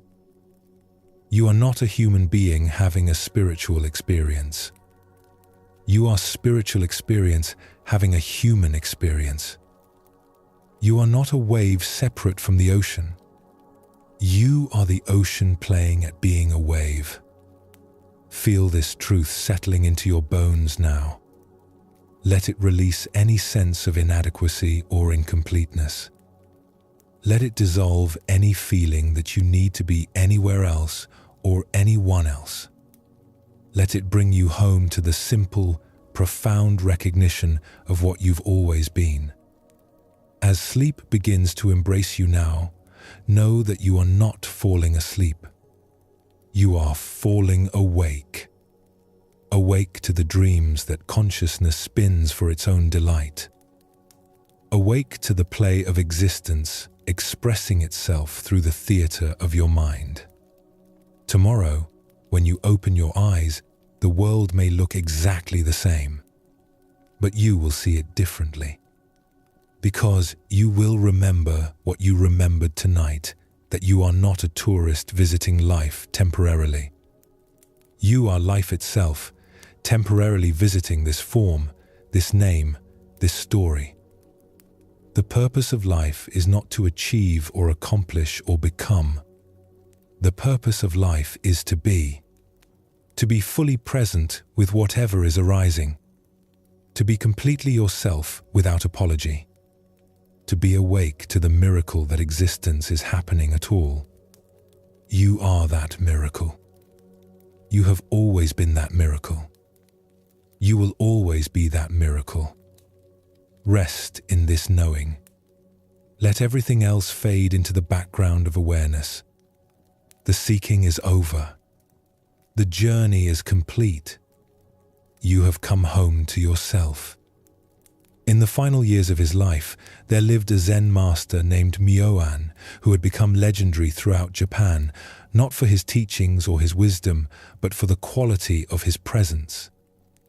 People would travel vast distances simply to sit in his company, finding in his silence something more nourishing than the most eloquent sermons. Yet Myoan himself had no sense of being special or accomplished. To him, each day was simply another opportunity to rest in the vast simplicity of being alive.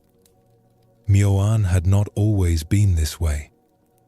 In his youth, he had been a passionate seeker, hungry for enlightenment, driven by an almost desperate need to understand the meaning of existence. He had studied with master after master, practiced technique after technique, searched through countless texts for the key that would unlock the mystery of awakening. For 20 years, he had pursued realization with the intensity of a man whose life depended on finding it. He meditated until his legs went numb, fasted until his body trembled with weakness, traveled to remote monasteries in search of teachers who might possess the final piece of the puzzle that would complete his understanding. But as the years passed, a strange weariness began to settle in his bones. Not the weariness of physical exhaustion, though his body had been pushed to its limits many times. This was a different kind of tiredness, a soul-deep fatigue with the very effort of seeking, a growing suspicion that all his striving might be taking him further from what he sought rather than closer to it. On his 50th birthday, sitting alone in a small hermitage he had built in the mountains, Myoan finally admitted to himself what he had been avoiding for years.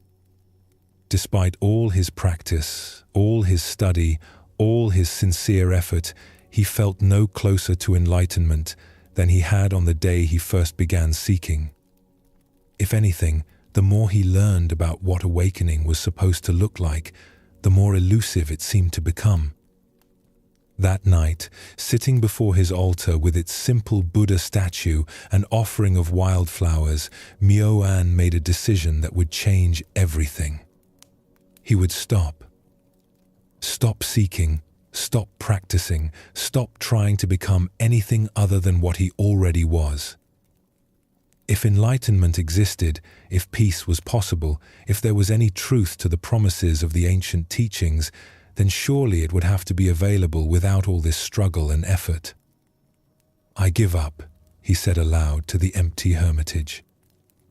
If this is not enough, he gestured to his simple room, his ordinary human existence, the sound of wind in the trees outside. If this moment, exactly as it is not already perfect, then I don't know what perfection could possibly mean. As soon as he spoke these words, something extraordinary happened.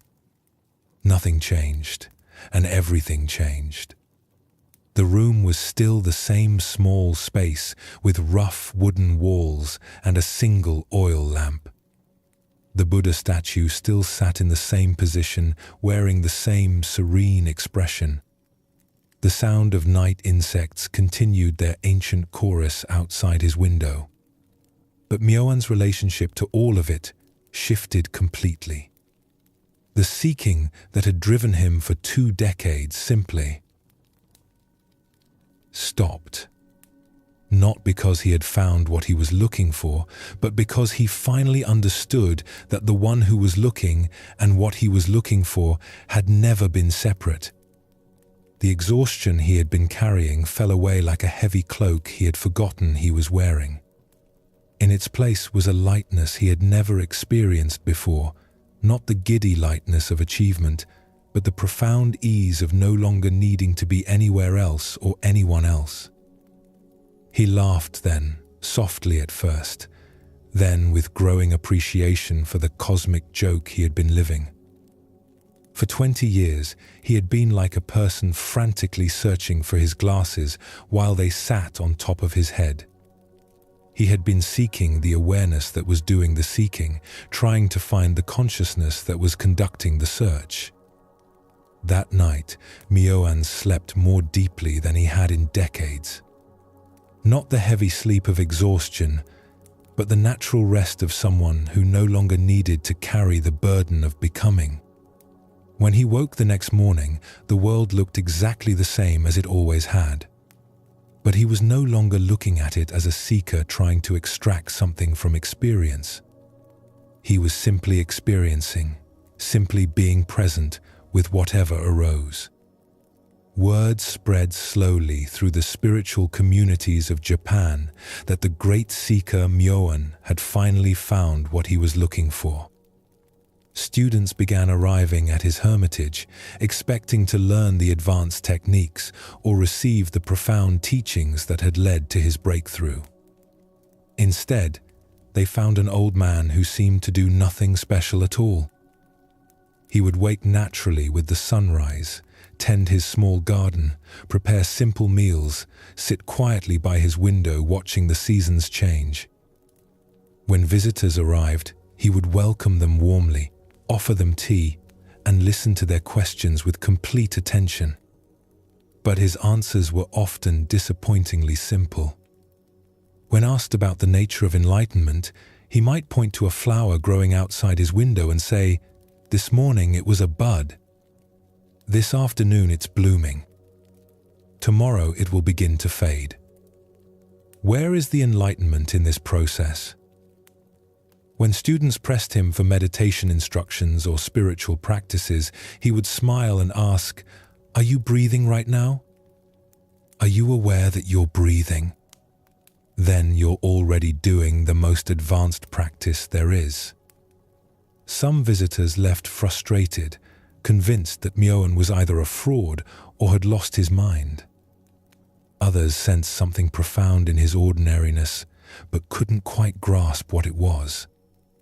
But a few, those who were ready to hear what he was really saying, began to understand that his teaching was not in his words, but in his being. One young monk, after spending a week at the hermitage, finally asked the question that many had wondered about, but few had dared to voice. "Master Myoan, forgive me for asking, but are you enlightened? Have you achieved the awakening that all the scriptures promise?" Myoan was quiet for a long time, watching clouds drift across the afternoon sky. When he finally spoke, his voice carried the gentle authority of someone who had traveled to the end of seeking and discovered what was there. "Who would be enlightened?"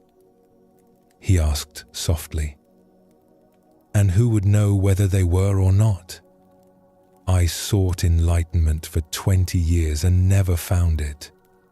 Now I've stopped seeking, and it's everywhere I look. Not because something changed, but because I stopped believing that anything needed to change." But surely there was a moment of realization, a breakthrough, an experience of awakening. The breakthrough was realizing there was nothing to break through. The awakening was seeing that I had never been asleep. The experience was recognizing that the one having experiences is not limited by any particular experience. That evening, as the last student departed and Myoan prepared for sleep, he sat for a moment in the doorway of his hermitage, looking up at the star-filled sky.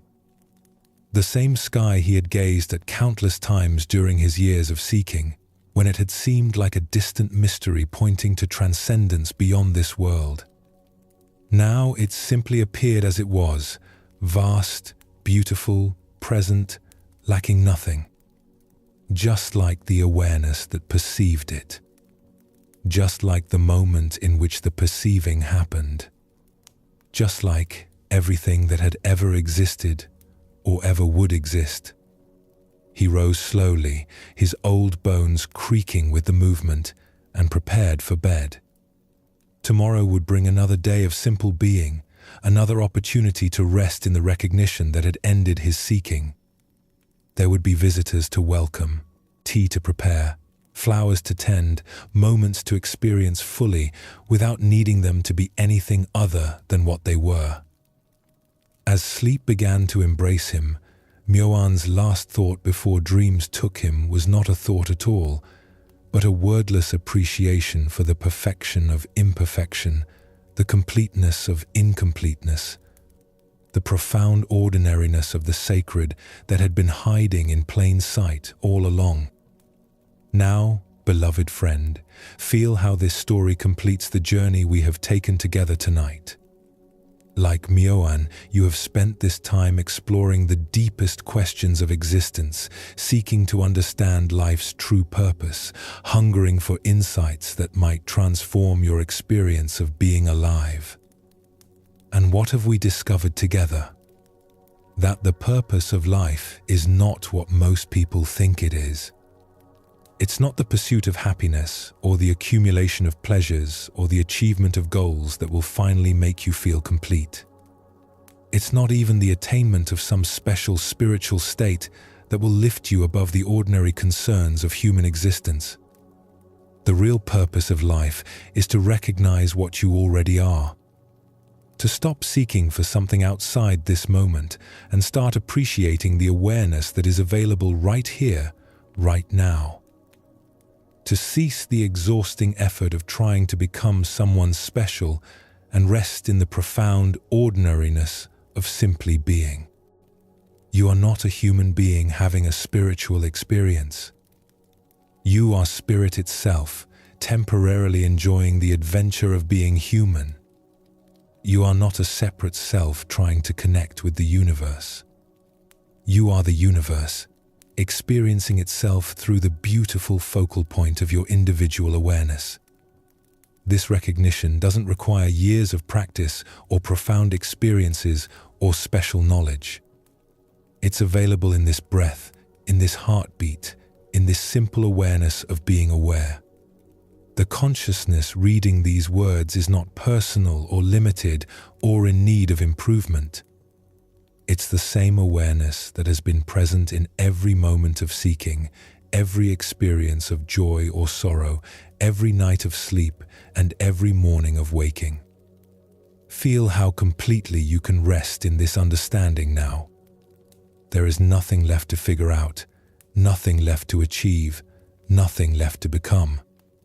The seeking that may have driven you to this moment of rest can finally cease, not because you've found what you were looking for, but because you've recognized that the seeker and the sought were never two. Let your body settle even more deeply now, like a leaf finally coming to rest on the forest floor after a long dance with the wind. Let your breath become so gentle it barely disturbs the silence. Let your mind release all effort, all trying, all reaching toward any experience other than this one.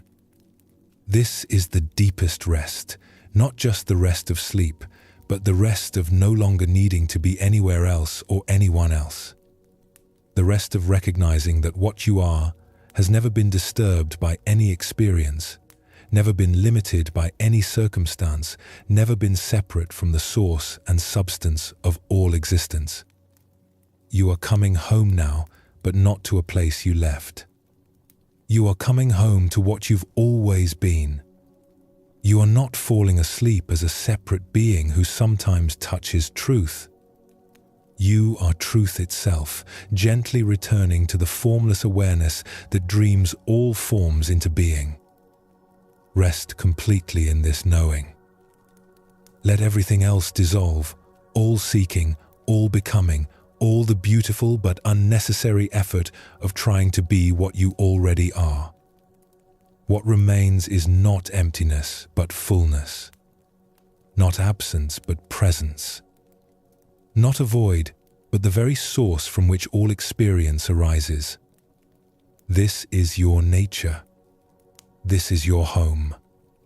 This is the purpose for which you came into existence, not to find yourself, but to be yourself so completely that the very question of purpose dissolves into the pure joy of being. Sleep now in this recognition. Let consciousness rest in its own nature. Let awareness be aware of nothing but its own unchanging presence. Let the one who has been seeking finally, completely, eternally rest. You are home. You have always been home. And in this homecoming, you discover that you never actually left. The journey ends where it began, in the simple, perfect, ordinary miracle of being aware that you exist. Rest now, beloved. Rest in the deepest peace.